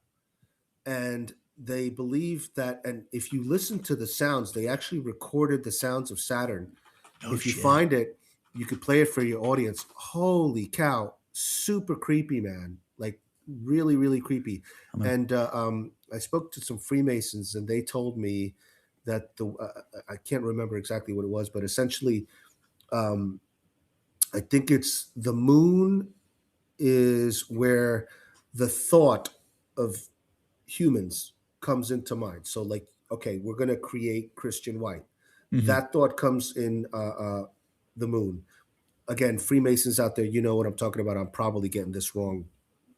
And then they send the soul, the soul gets created and put on earth, which is why they're trying to mine the souls. That's what they're doing right now with this artificial intelligence and these data centers. They know that souls are real, and so they're trying to put those souls into these transhumans because they've already figured out how to create synthetic skin. And then the robots, most of the technology that you see now is way advanced in these secret societies, these underground cities and stuff like that. They're Cloning slow, too. yeah, cloning, all that stuff. That's been around for a long time. And then after that, I think I had it screwed up. I think that then in Mars, they give you the soul. Then you come to Earth, and then after that, you go to Saturn. There's something, there's all this secret information that people have. I know it sounds crazy, but if you're a Freemason, I got this information from a third degree Freemason who, like I said, they think I'm a Freemason. So they're like, hey, man, what do you think about this? I'm like, wow, never heard that, but that's interesting. I did a video on that too. So you can see that. Uh, But yeah, the sounds of the rings of Saturn, that'll blow you away, man. It's crazy stuff.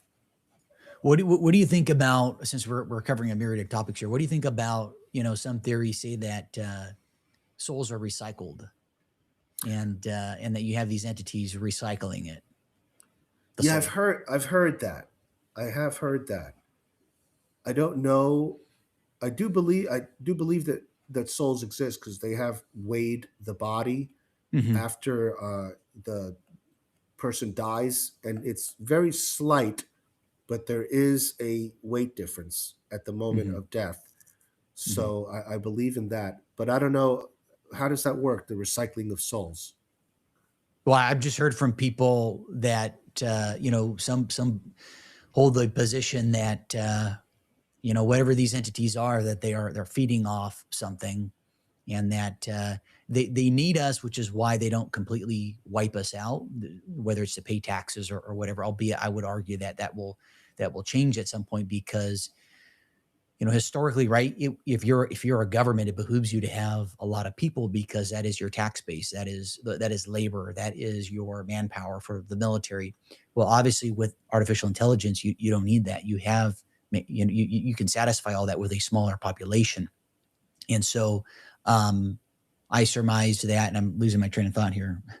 That basically, what was I getting at? I lost my train of thought here. Soul currency, Oh yeah, which so does yeah, yeah, exist. exactly. That these entities, basically, want to keep us in this matrix, because they're feeding off of us, so to speak. And so people are trapped in this. And people will say, don't go into the light, and that's a false light. I guess that's where the term Lucifer comes from. It's a false light. Just different things I've heard that are interesting to hear. Yeah, I've heard that too. Instead of going into the light, that's a trap. You're supposed to Yeah, turn around and go yeah. away from the light. I think when my time comes, I'm gonna do that. If I remember that, I will turn away from the light and I will go the other way and see what's going on. If anything, I can always come back. So yeah, I do believe in soul currency though, and that's one of the things that people, we're in a spiritual realm, but they've convinced us through usury, through materialism, through fame, through having all these mansions and having. I get it, but I've met a lot of the wealthiest people, and they're not that happy because there's a lot of responsibility that comes with the upkeep of all these things. So the to keep the soul currency flowing, there's a thing called compassionate wealth. So those people who are hoarders of money, because think about this, there's people who have trillions of dollars. You can't spend that much money in your lifetime. Even if you had $1 trillion and you spent, I think, $1 billion a day, still would not get through all that money. And what the hell? How are you going to spend $1 billion a day? So these people, they just, I don't, they have a problem. It's a psychological problem because they want more and more and more, and they don't realize the gift of sharing in compassionate wealth, of feeding others, of housing others. I'll tell you, this is what I've learned living with these Russians. In the United States, my own family disowned me because I warned them about the jab. And they said, "Listen, we'll pay for you to come back to the United States, but you have to take it." And I said, "I'm not going to do that because I want to live." And they were all like, "Oh well, we gotta, for our job because we're close to our pension. We don't want to lose our pension. I don't want to lose my job. I got a six-figure job." I was like, "Man, believe me, it's not worth it. Uh, you could sue them. A lot of people are suing now who lost their jobs because you can't do that. That's like it's against the law." So anyway, the Russians and I see these people. I'm in a very poor nation. It's a developing nation. These people make and they're white, by the way. So it's funny because you hear the black people in the United States wanting $25 an hour to flip burgers at McDonald's, and now they're all losing their jobs because computers are taking over, or robots, whatever. These people, they make. There's a person who does brain scans, and she was taught in Moscow, and now she's here.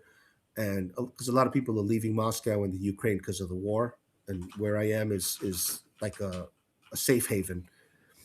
So she's making 400 gel a month working at a clinic doing brain scans for people. She would in the United States be making six figures at least. But here she's making 400 gel. If you type in 400 gel to US dollars, that comes out to about like less than $200 a month for rent, for food, for transportation, for clothing, for all the necessities. But what ends up happening is these people here, they work together because they all know, again, the sadness. They share in the sadness. So, as opposed to the people in the United States where you will literally drive to work in your fancy car and you'll see people living on the street or in tents or in their cars and your own family. I mean, that's what's so amazing. Like, my family had places where I could have lived with them, they could have helped me. No. Meanwhile, these people, just friends. Me, when I got here, I was homeless. I don't even speak the language. These people brought me into their home. What little food they had, they shared with me. They helped me get back on my feet. A total stranger. That's compassionate wealth. You don't see that in the United States anymore. And that's because these people have all been there. And so they welcome you in. It's a beautiful thing. There's something about this culture which is more spiritual than it is material. And for example, what happens is the grandparents, they have a home and they have land. So the sons come and they work together and they build another little house there. And then the grandkids, when it's their turn, they come. So the family all works together. And then the grandmother, she stays in the village, she grows the food, and then the people who are working in the cities, same thing happened in China. They would work in the cities and then they would send money over to the village, but then the village would send food from the farms over to the people so the people never starved. And I remember when I was living with these people and I was glad to stay on their couch. I'm still living on a couch right now on the kindness of strangers. Because my show, I don't have sponsors. I just have donations from people, and I'm very grateful to those people who donate. But what ended up happening was there was a ritual. Every morning, not morning, these people would sleep until 1 in the afternoon. And then the first one that woke up would get on his cell phone and start making calls to find out who got a delivery from the grandmother in the village of vegetables and meat and stuff like that. And then they would spread the word. Oh, so and so at such and such a place has got food.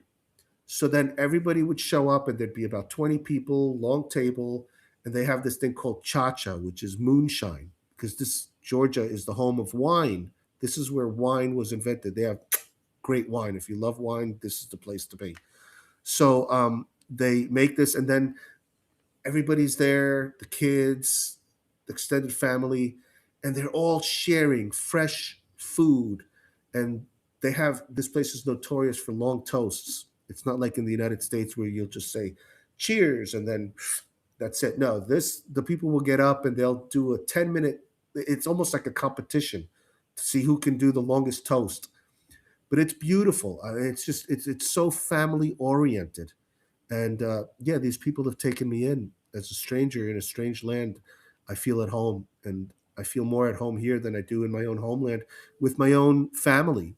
So yeah, I don't know. It's been an eye opener for me, and I feel sad because going back to Perez Hilton, people in the United States are more about fame and fortune and the clicks and the likes than they are about just being in the moment. And that's what these Russians tell me. That's why they embrace the sadness, because they go, we're not sure we're going to be living in a couple of minutes because there's bombs going off. You know, they're trying to kill us. So I'm just happy to be alive now. And that's what I experience day to day. It's a beautiful thing to be in the moment. You're making me think of the saying "memento mori." I think actually, the more you recognize that everything is temporary, right? I mean, everything you own will eventually either be thrown away or inherited by somebody, whether they appreciate it or not. Um, everything you know will eventually fade at some time horizon. Maybe the home you live in will eventually be bulldozed into some, I don't know, data center of the future or whatever. You may also make me think of over here in the States. I really don't know most of my neighbors. I've talked to one gentleman next to me. He's really cool. The guy across the street from me is in another world mentally, and then the guy next to me, I don't really interact with here and there. But beyond that, no, there's no get together. I heard in like the 70s and before, whatever, people would do these neighborhood parties or people would get together. I mean, I've never experienced that at all. And you mentioned about people overseas, and especially some of these more developing parts of the world. Yeah, people are more. There's more humanity there.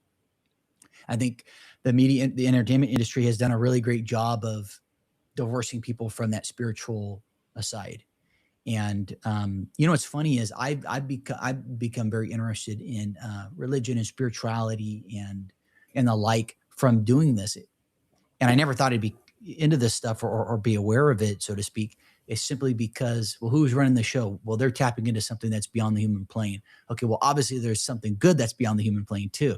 So then you start, and yeah, I think, and you go on Instagram right now. I mean, I can go on Instagram on my phone right now, and it's all these people I know down south, and all these models, and they're posing and doing this image or that, and it's definitely a far cry. But I tell you what, here's what I think is, I think plus around 2030, I think you're going to have some type of reset. I don't know if it's going to be a multi-pronged poly-crisis war that's been expanded, draft, which I think they'll probably do a ground invasion. And I think there'll probably be an invasion of Taiwan, would be my guess, as all part of the kayfabe. That basically, that is when there'll be a reset. I think in society. I'll I guess I'll share this for what it's worth. Um, I have. I know we're going off. How are you on time? I haven't asked you that. We just I started am recording live. I am fine. So we're all Okay. good. Yeah. Okay. Did you say Um, you just started recording? Was everything else still recorded or no? no, we're recording live. I'm saying that we I just started recording, but usually I ask guests in advance. What your Oh, timeline okay. is. If you Okay. no, Yeah, yeah. we're definitely recording here. Yeah. No, because for the audience, realize Christian and I said that we would do a unique interview. I'm interviewing him as much as he's interviewing me because we're going to share this show with his audience and my audience. So we are doing. That's why this conversation is flowing back and forth because I'm going to be asking him questions just like he's asking me. So Yeah. thank you all for participating in this. Yeah, absolutely. I appreciate. We have 93 tuning in right now from YouTube. So I don't know if you're able to see the comments or if you have my YouTube pulled up, but you should be able to see the comments there. But what was I getting at earlier was just in the relationship dynamics, how many single people there are, Victor, and how many people are Yeah. not interested in family formation. Things have become very skewed. I hosted a social event and I had a lady approach me. She said, "Hey, I'd like you to meet, so and so. She's in her early 30s and she's successful and runs these businesses." And then I connected with her and I shared with her, just here's my website if you want to know, like who I am, and nothing else really after that. So and I think that is a sign of the times, because if this was, I always bring up, 1950, be, just very different. So they've done a really good job of the whole, dating and relationships and marriage. And well, they say they want less people. So they're doing a great job of it, you Well, know? feminism has really destroyed not only women, but men and the family unit by design. And again, when you look at who was behind feminism, it's the same people that are behind everything that's going on right now. The people who call themselves Jews but are not, are of the synagogue of Satan, because we're involved in a depopulation plan. And part of the depopulation plan is to get people to stop having children. So they create this scenario where they've normalized LGBTQ, which any way you slice it, it's not normal. Does it, I mean, that's the other thing. Going back to Perez Hilton, the guy has three children. So these children now, with a single homosexual father, have to contend with everybody talking about their father slicing himself nearly to death. I mean, there's no mother around for them to get any kind of help from. Mhm. So yeah, yeah, you have to have a mother and a father. I know people are saying you don't need that. You could have two dads or two moms. That's nonsense. The other thing people don't understand, and on my channel, I call it like it is. You're a kid. You're 5 years old. Your bedroom is next to your parents' bedroom. Your father, one is the pitcher, the other one's the catcher. If you watch the video of Perez Hilton, he's moaning and groaning in ecstasy over stabbing himself thousands, hundreds of times. I don't know, a lot. So you're a kid, you're 5 years old, and you're listening to your father getting reamed, booty busted, I don't know, whatever you want to cornholed, whatever description you want to have. That's not normal. It's not. Because then the next morning you wake up and you see them both at breakfast, and one of them is, with his hand all like flailing, and he's like, "Oh my god, I hope I wasn't too loud." And the kid's like, like, what's going on? I mean, it's bad enough if a kid walks into his mother and father having sex, but you're gonna walk into it's it's crazy. And then the other thing is, I notice about 70% of the people now have tattoos. And nobody warns people that the tattoos, just like the vaping, there's no regulation on that. Like, the ink actually gives you cancer. I have You heard could look that. it That's up. funny you brought that up because I was going to bring that up too just now. I have heard that. Yeah. Yeah, you could look it up. There's no regulation on it. The other thing is, that's a blood ritual. So if the person that is doing your tattoo is into the black magic or the black arts, while you're lying there, allowing him to get your blood, because that's what it is, he could be saying satanic prayers and putting that into you. Turns out a lot of people who have had tattoos, after the tattoos, they say they have nightmares. They say they have like strange things going on with them. Also, places are energy. I know this because I've performed on stages where legends have performed, everything from Coldplay to the Rolling Stones to you name it. I used to be a performer. I have synesthesia. I founded the modern art music movement.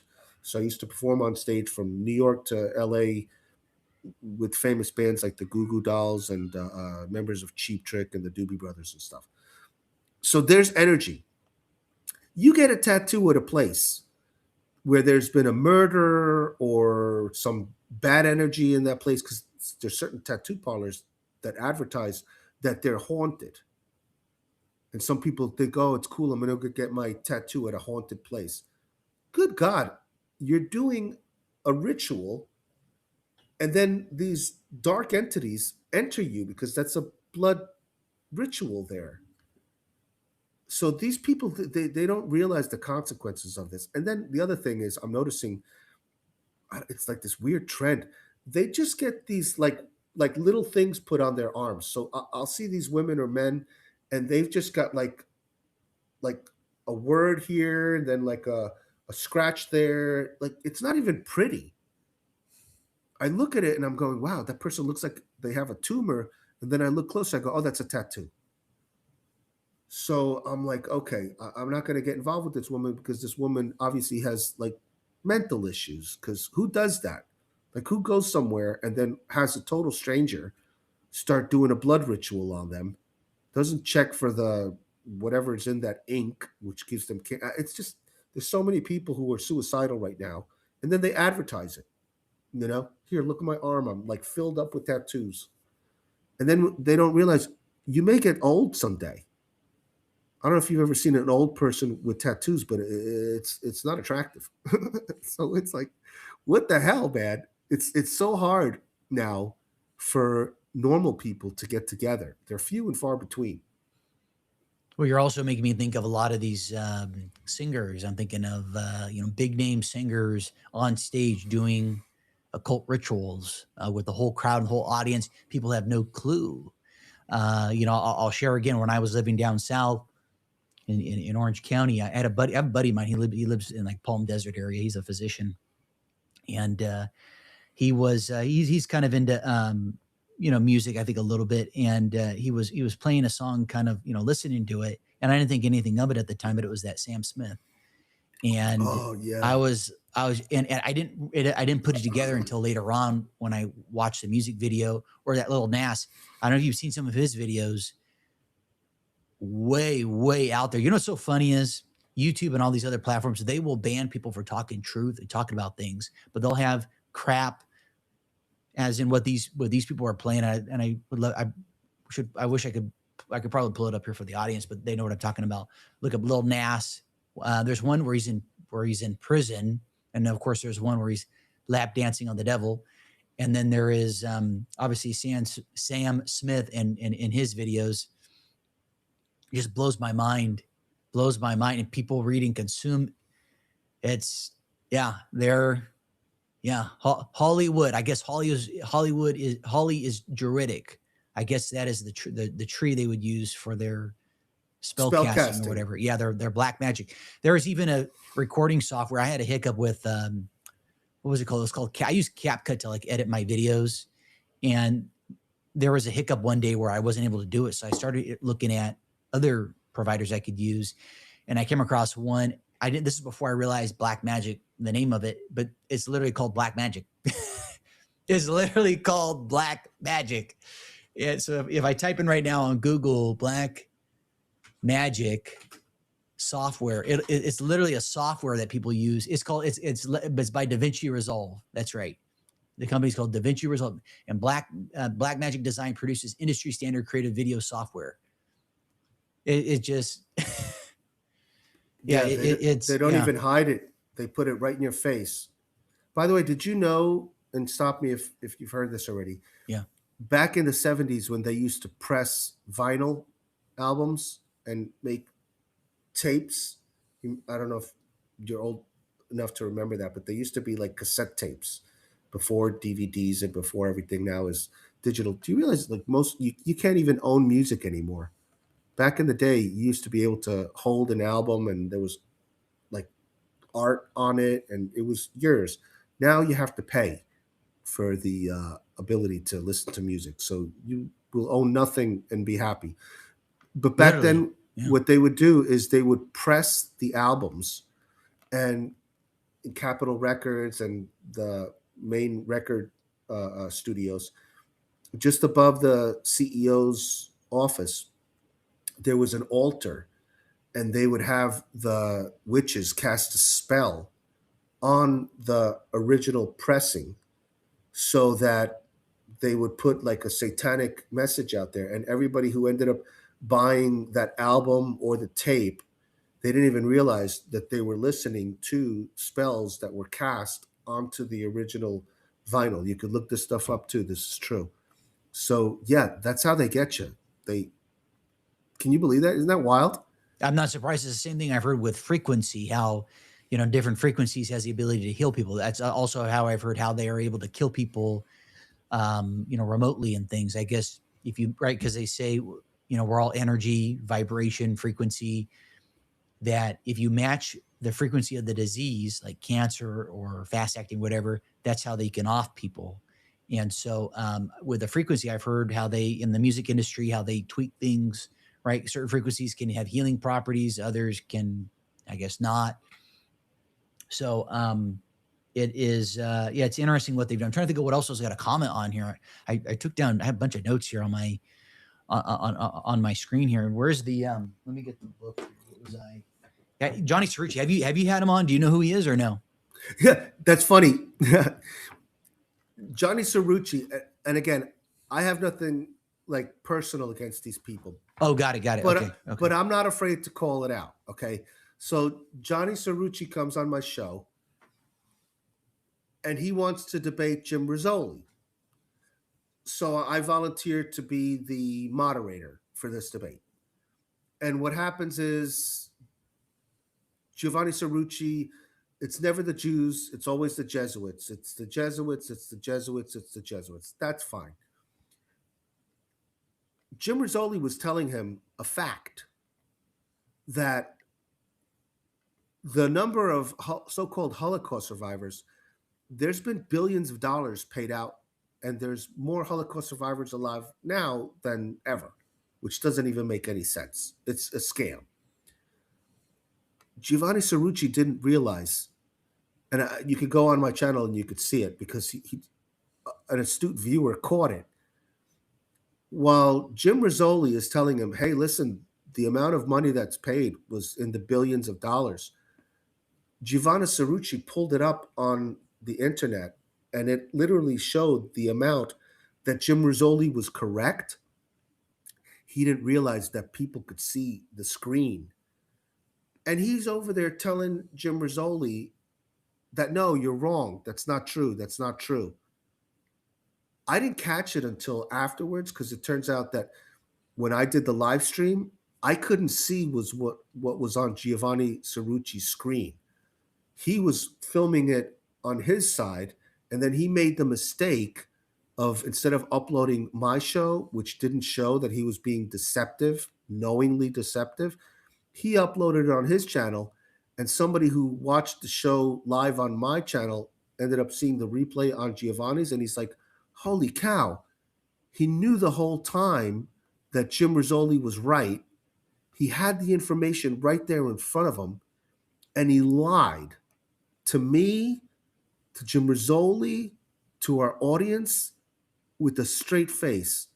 So again, and the same thing with Jeff Berwick and Max Egan and all these guys. I like these guys, but if you're going to come and start lying to my audience on purpose, I owe it to my audience to call these people out. Again, if I saw Giovanni Cerrucci, I'd have a drink with him.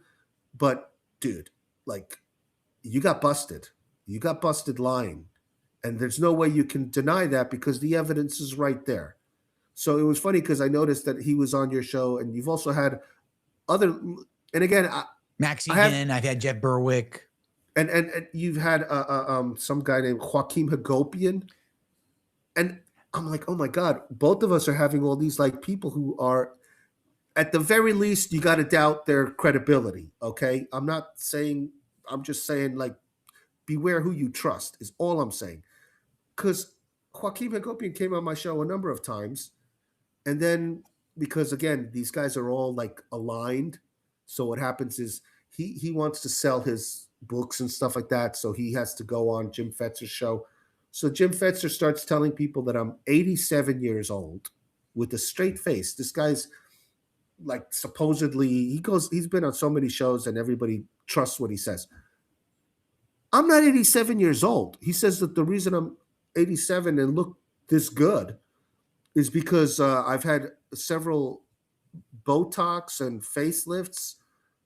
I'm like, what the hell? Where does he get this from? I mean, I could see if he was joking, but he's dead serious. He's never retracted that.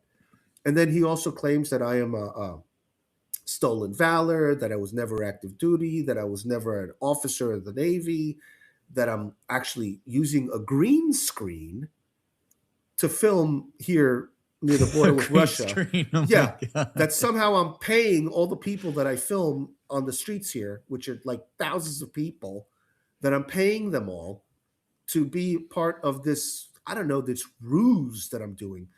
And I'm like, wow. And then the thing is, they have loyal followers. Again, that's why I'm saying I'm pointing out the danger of this stuff because some people, it's like a cult. You know, some people are like, oh no, I'm a Jim Fetzer fan, or oh, I'm a Giovanni Cerrucci fan, or oh, I'm a Dollar Vigilante fan. It's like, okay, listen, that's hero worship. Be careful who you trust. That's all I'm saying. Some of these people, either knowingly or unknowingly, I've showed them the evidence. I'm not a stolen valor. I was an officer. I was active duty. I am a veteran. And yet you continue to perpetuate this lie. They're even spreading the lie that supposedly I have like a 76-page rap sheet. And Jim Fetzer admitted that he couldn't release the rap sheet because the Florida State Police said that's not real. It's a fake rap sheet. Like people just make shit up. But Joaquin Hagopian is there telling people, oh, yeah, Victor's this and Victor's that. I'm like, wow, man, how can you, like, doesn't integrity and credibility count for something? So then when I see them on other people's shows and I see these guys like grifting and stuff like that and just shilling and going on other people's shows, I'm like, wow, either they're unaware that these people are full of crap or they're in on it. So when I saw that some of these people were on, and like I said, I've had them on my show too. But Sure. Yeah. once I find out that these people are just like lying to my audience, I invite them back, like Jeff Berwick and these others. I'm like, hey man, listen, I got too many people in my audience sending me proof that there's something suspicious between your relationship with Stu Peters, especially since Stu Peters is totally promoting this Christopher Key guy who's like crazy. It ruins your credibility. That's and right now more than ever, we need to have credibility because everybody's lying. And I'm distancing myself from these liars. That's all. And yeah, I know it makes it more difficult because I can't have these people on my show because they don't want to come on my show because they're afraid that I'll call them out. But that's okay because I do solo shows sometimes. I can talk, as you can see, I can talk for hours. So I don't really need. If you want to come on my show, that's great. You got something to plug, fantastic. But if you don't want to come on my show because I'm not going to let you lie to my audience, then you know what? Go on somebody else's show. I don't need that. But Michael Yon, he's a good guy. That's why I see that you've had, and I'm looking to have him back on my show. I've had some great, like I'd say 95% of the people that come on my show are upstanding and are good people. But there's that 5% that muddies the water, and that's where you have to use your judgment and doubt everything I say and everything my guests say. And so that's all. That's all I'm getting at. It's nothing personal with these people. So yeah, I actually pulled out of Liverpulco. Jeff Berwick invited me to do a presentation at Liverpulco, but then because I was warning him about Ray Vahey, who's the CEO of BitChute. BitChute is supposed to be a free speech platform. I did a presentation at Anarchapulco 2026, and I was warning them. I said, listen, Ray Vahey is running around telling people he was on Stu Peters' show at Anarchapulco. He says, oh, if you find out that I've censored you or shadow banned you or blocked your videos, I'll give you $10,000 because we don't do that here. So I was like, oh, okay. I sent them quite literally the proof, the evidence. You've blocked all these videos. He turns out he's friends with Dustin Nemos, who goes publicly. That's the problem with these people. They brag. Dustin Nemos is telling everybody, oh, I'm friends with Ray Vahey. I'm going to email him and tell him to take down the videos that Victor Hugo posted of me, in my own words, admitting that I was a government informant, that I'm an intelligence asset, and that I'm a pedophile. So I'm like, but wait a minute, that's him in his own words on an X space saying this. Why did you block that? Crickets from Ray Vahey. And now all of a sudden, Max Egan and Jeff Berwick and everybody's all, even SGT, they're like, oh my God, I can't believe Laura Loomer's on the board of advisors on BitChute. Yeah, I've been telling you guys this for the longest time. Are you not paying attention? So yeah, it's really weird. It's just very bizarre. It's all it's I would just say it's all pretty much controlled.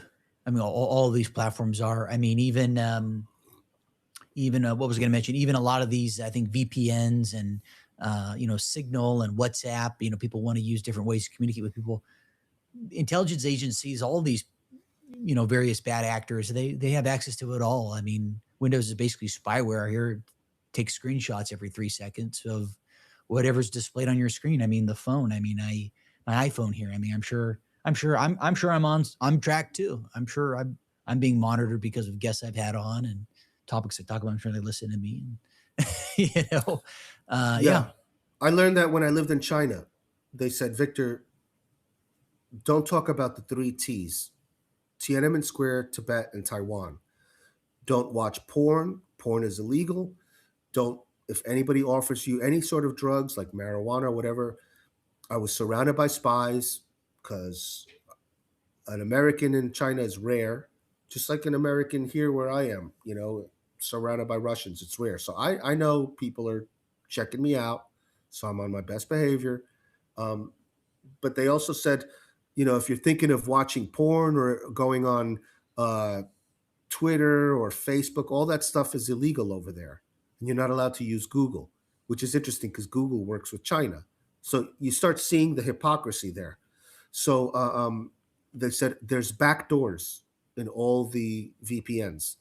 So it doesn't matter which VPN you're using, there's always a back door. So that's the other thing. People really think that they're not spying on you. And as far as MSN goes, I used to use Skype to do my interviews before they changed to Teams, and now the thing is a wreck. They totally ruined Skype. One of the best interviews I ever did was with Ken O'Keefe. 5.5 hour interview. I mean, it was unbelievable, the truth bombs, and we really hit it off, and it was just an amazing conversation. Skype, I don't know if you've ever used that. I have. Yeah, After the video is done, it takes a little bit to download, and then they send you the video. They never sent me the video. They were listening in on our conversation, and they felt that it was too hot, so they never gave it to me. And I have all the evidence. I was contacting MSN, and I was like, "Hey, listen, where's this video? You guys are censoring me. Oh, don't worry, you'll get it within 48 hours. You get it within 48 hours." They waited till 30 days, and then they go, "Oh, after 30 days, we delete it. Sorry, we don't have it." And Ken O'Keefe says, don't worry, Victor. I've been censored before.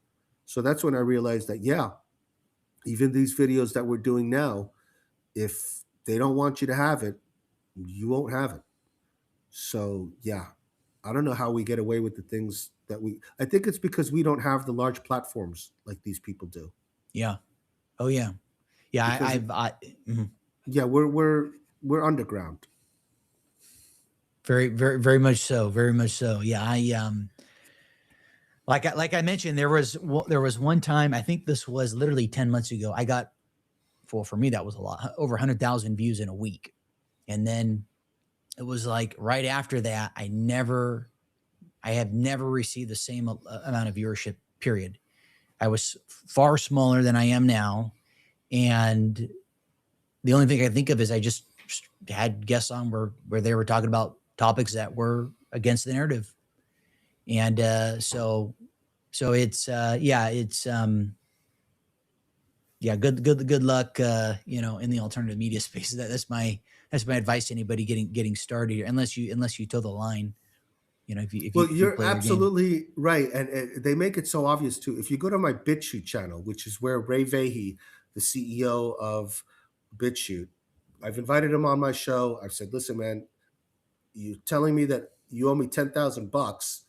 I'm showing you the evidence, and I CC. This is the other thing. I CC'd that to Max Egan, to Jeff Berwick, and to all these people. So like I let them know. I think I even CC'd you on some of this stuff so that you're Yeah, aware you of did. this too. And so, like, why do you, when you go on these people's shows, why don't you call them out? That's the whole thing. We can't be afraid to call people out. I invite people on my show to call me out when people say, "Oh, Victor, you're a Jew." I'm like, okay, come prove that I'm a Jew. I mean, I was born and raised Roman Catholic. I was baptized. I did my confession, my confirmation, my communion, but somehow I'm a Jew. Okay. Oh, they say because I have a Kabbalah string. Now I wear this because I went to the Moby concert.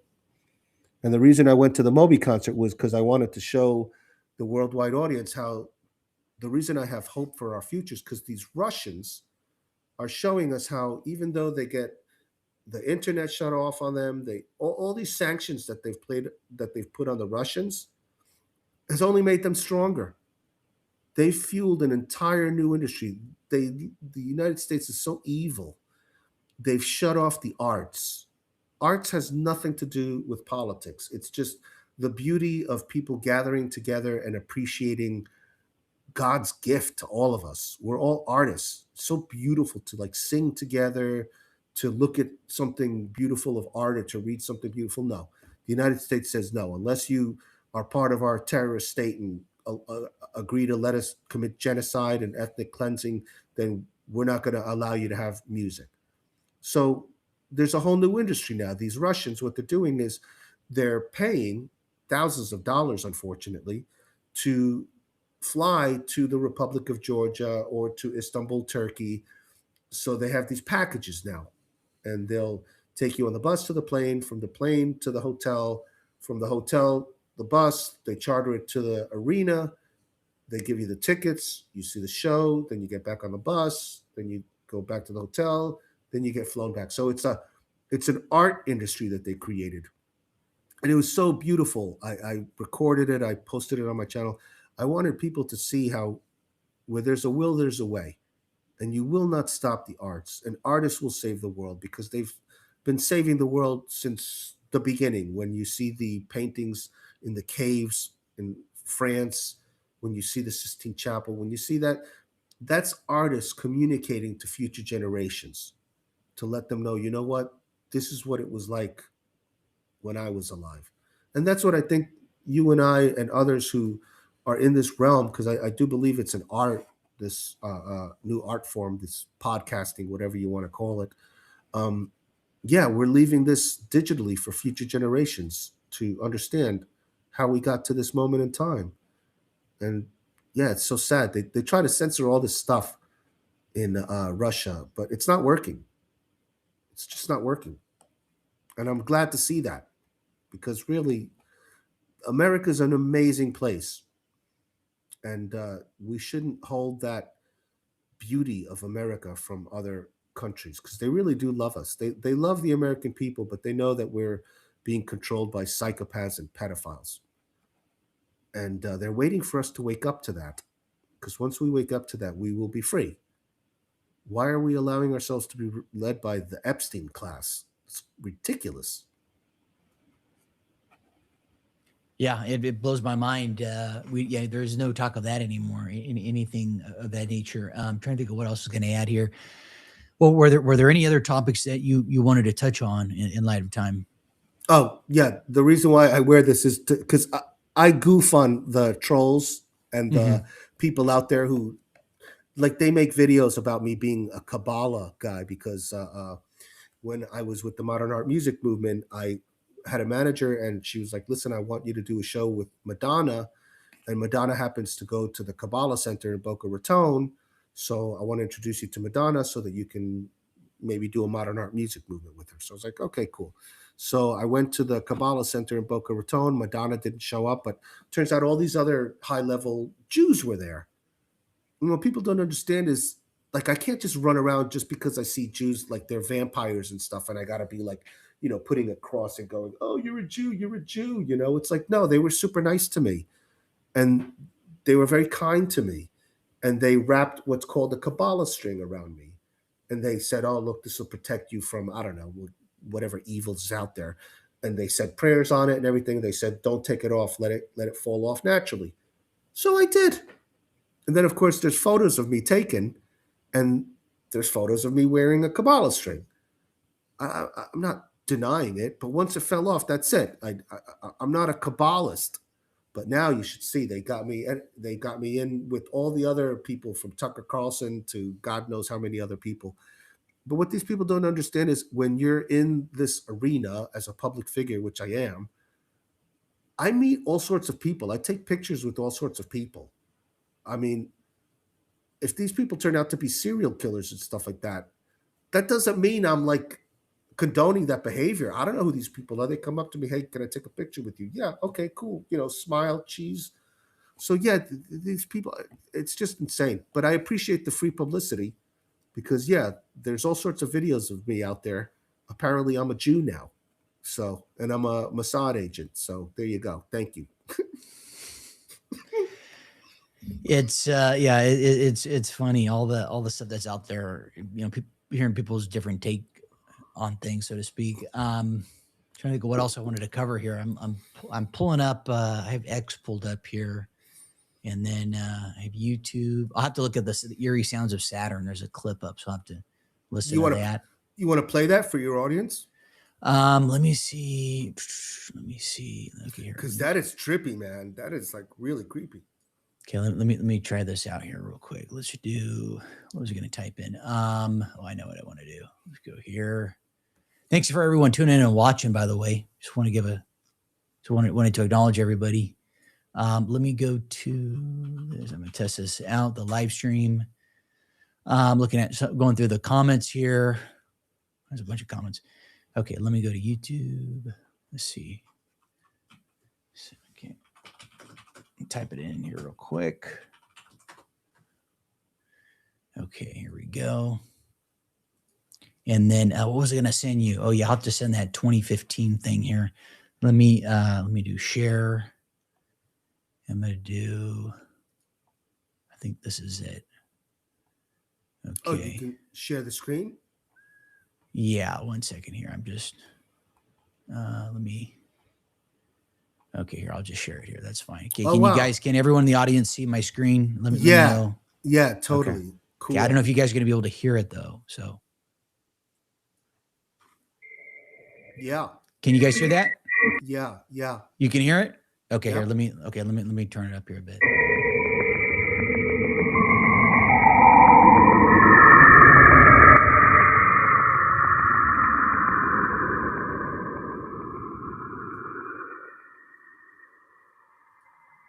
Go ahead and raise it up higher.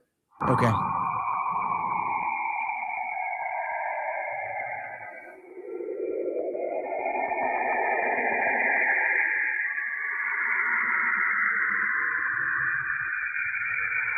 It's kind of loud for me, so I'm taking out my earbuds.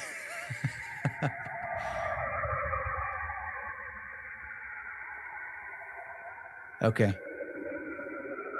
Yeah, that sounds demonic. Yeah. Yeah. So it turns out that there's a lot of stuff on Saturn that apparently some people think that's hell. Mm-hmm. And that black cube seems to have something to do with it.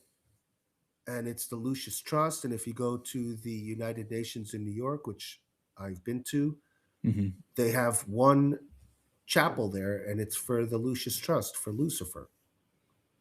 Because the one world religion that they're looking to create is the Luciferian religion. That's also 100%. in writing. Do you want to play the thing with Perez Hilton? I don't know if you'll get Oh away yeah, with yeah, that. yeah. Let me pull up your Rumble here real quick. I just had it up here. Let me see. Oh, The let me. the stunning thing is at the end, people jump onto his TikTok, and one guy says something that is just hilarious. It's not a funny thing, but it's just Mhm. his. He's astute. He says, "Man, the water in Florida, get out of there. There's something wrong with the water there." And he's right, though. They are putting things in the water that is not only making men effeminate and gay, but also causing people to go crazy. So even though he may have sounded like he was kidding and stuff like that, I know a lot of people think this is conspiracy theory, but yeah, they're putting stuff in the water that's not cool. Yeah, that's why I just recently switched to a reverse osmosis system. I got it for like 230 bucks, and I hooked it up, had it hooked up into my main kitchen area there. So anything water I drink, even the pets now, it's just it's got to be completely cleansed. They're definitely trying to poison us in a lot of different ways. I know it sounds so cuckoo for some people. Some people, when they hear this or when they hear me say it, it sounds crazy. But yeah, I mean, they did this shit. The Nazis did this stuff with some of their prisoners, and the Soviets did. So anyhow, yeah, it's you gotta love it here. Let me pull up. Let me check here. Okay, cool. Let me do share screen, and then here we go. Let's make sure here. Okay, cool. Well, can you guys see it? Yeah. Okay, cool. I'm gonna Two. play. Let me know if it's too low. Yeah.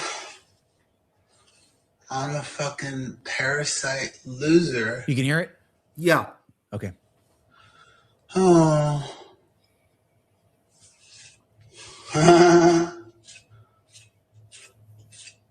This is what you all wanted. You know? Ah. Ah. Ah. The heck. This guy looks like something out of the Grinch. Water probably not good. You Yeah, the guy comes in right there. The guy at the end nailed it. He says, "You got to get out of Florida. The water's not good." Yes. Oh my gosh. Yeah, I'm pulling it up here. Let me. Yeah, this Yeah. this guy looks like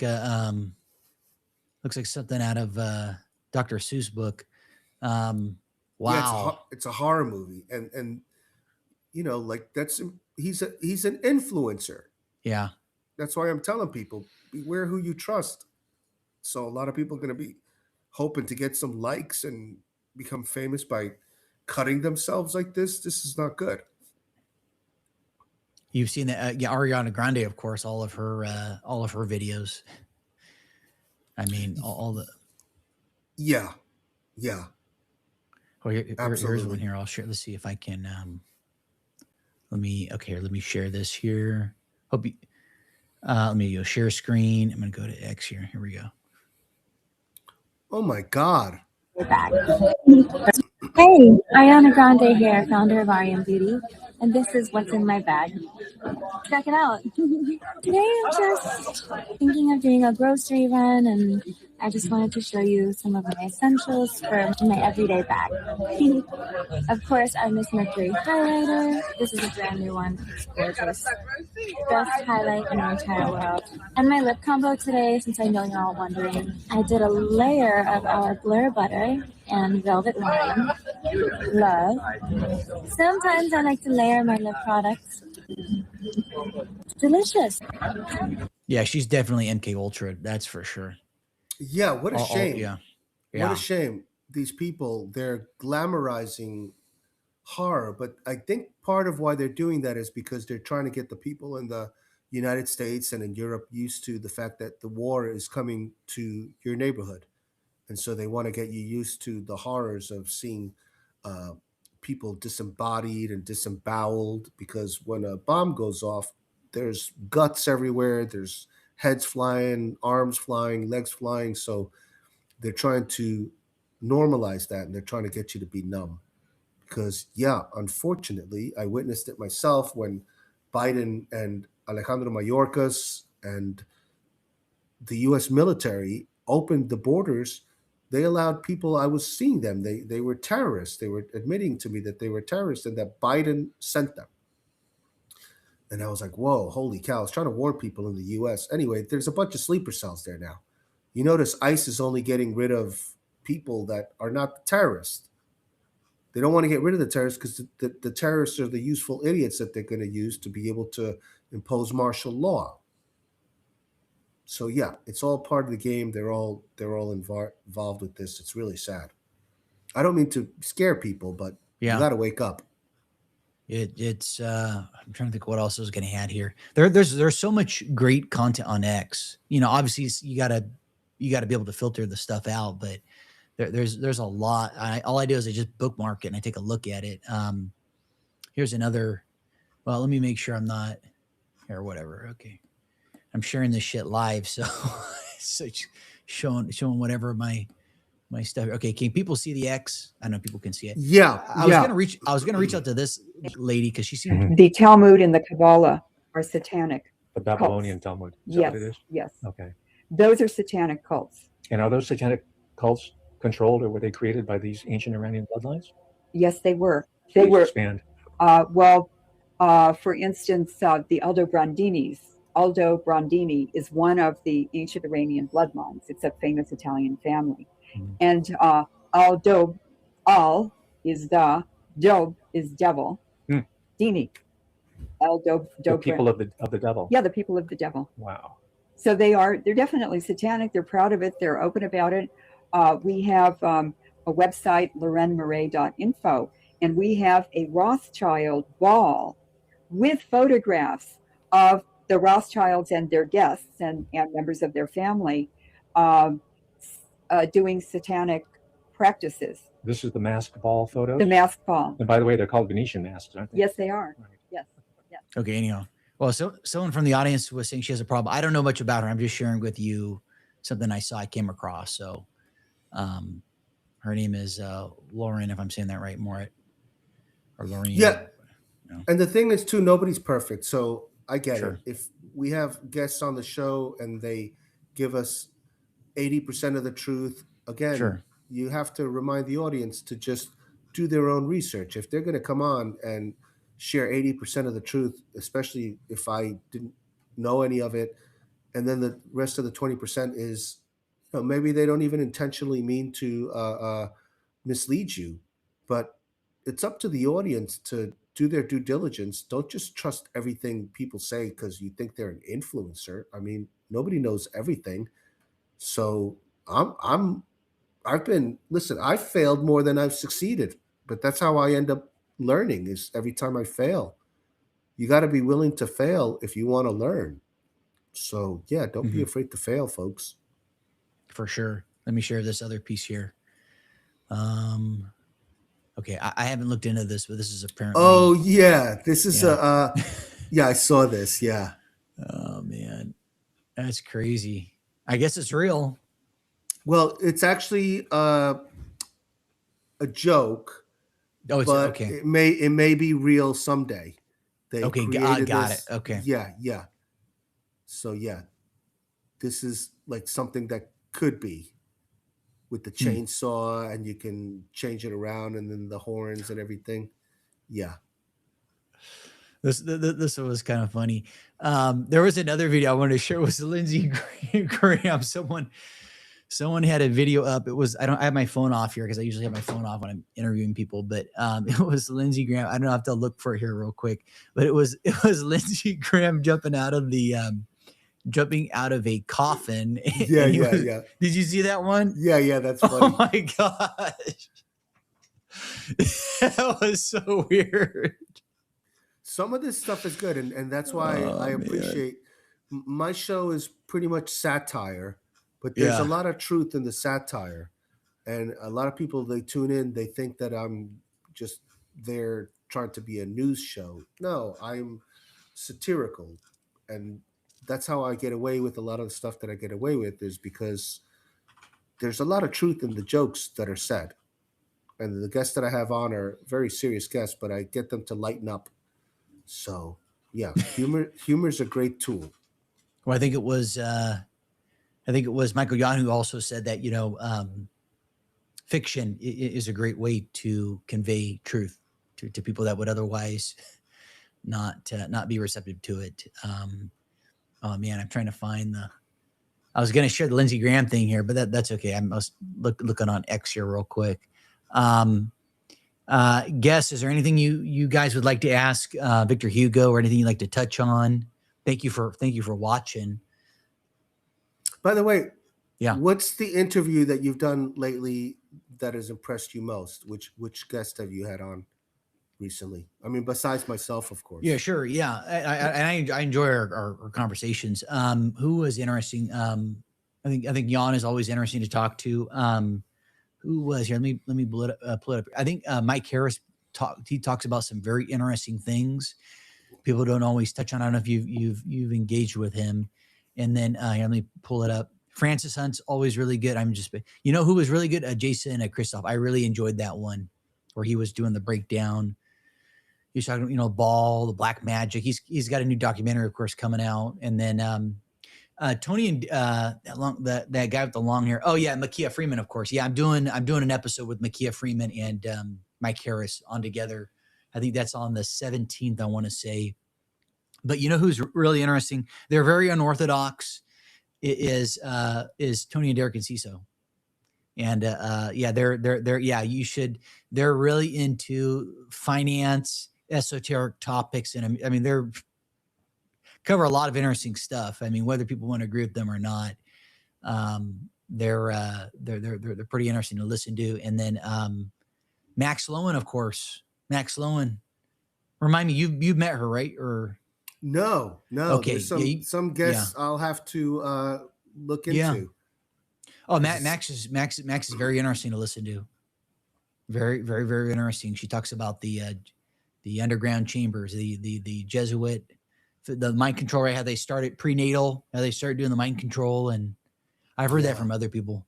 Yeah, it's fascinating. I think that is about it. Yeah, no, I really enjoyed it. I'm just looking at what else I wanted to touch on here. Okay, yeah, I think that's about it. Anything else from the chat? I'll give people, if anyone wants to ask questions, we'll wait a moment or two to have people share it. Yeah. Dave Johnson is right. Humor is the enemy of evil people. When we laugh at them, it defeats them. That's one of the things I encourage the audience to do is good old-fashioned shaming. These people need to be shamed. I don't understand how Bill Gates and Anthony Fauci and Joe Biden and all these people are just walking around and nobody shames them.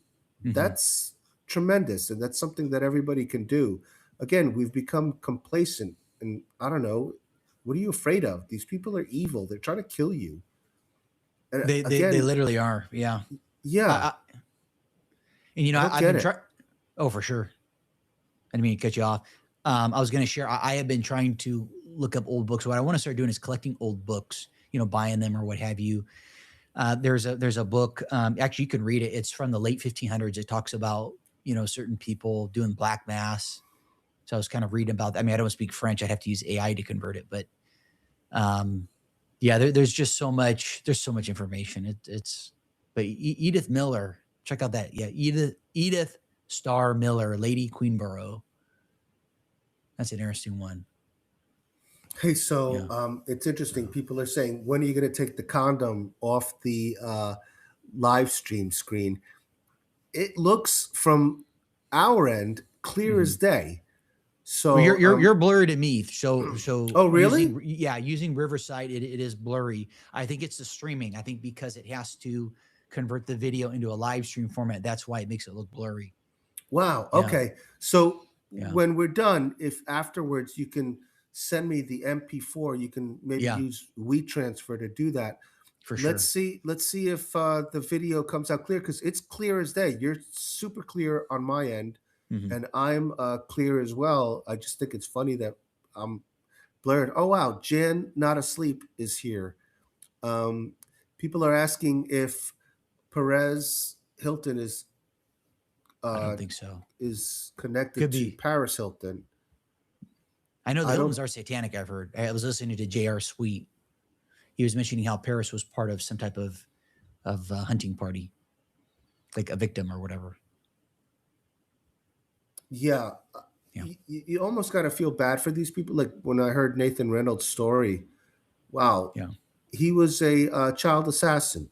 What happens is And that whole thing of the sodomy, Hmm. the reason why that is because apparently if you're listen, I don't know, thank God about that stuff, but Yeah, um like if you're sodomized as a child very young, apparently that has something to do with the spinal cord. and the Kundalini I've heard. Yeah, and Yes. once they're able to then control these people as they get older, and then there's trigger words. So and then also these families, they're inbred. So that's how they keep the wealth. They marry amongst each other and stuff. So yeah, again, we're being led by psychopaths and pedophiles, and they have become immune to the evil because they were raised that way. Very few actually are able to get out of it, like Nathan Reynolds said. But he killed a lot of people. They get the kids to kill people Hmm. because they figure nobody's going to really think that a kid did it. But yeah, he Yeah, came on and talked about all that stuff. It's pretty crazy.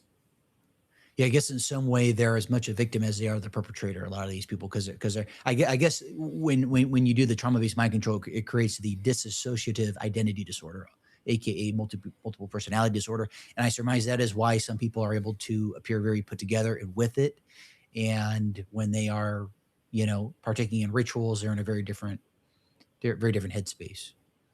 That's one of the things I've been noticing too. I saw a documentary about the show that guy would do, where he would invite people in and then they turned out to be pedophiles. It was Dateline NBC, To Catch a Predator, and Hmm. the documentary was about that show and how the Hmm. show was very popular, but then it got taken off the air because one of the predators turned out to be a district attorney, and then the police showed up to his house and he shot himself and killed himself.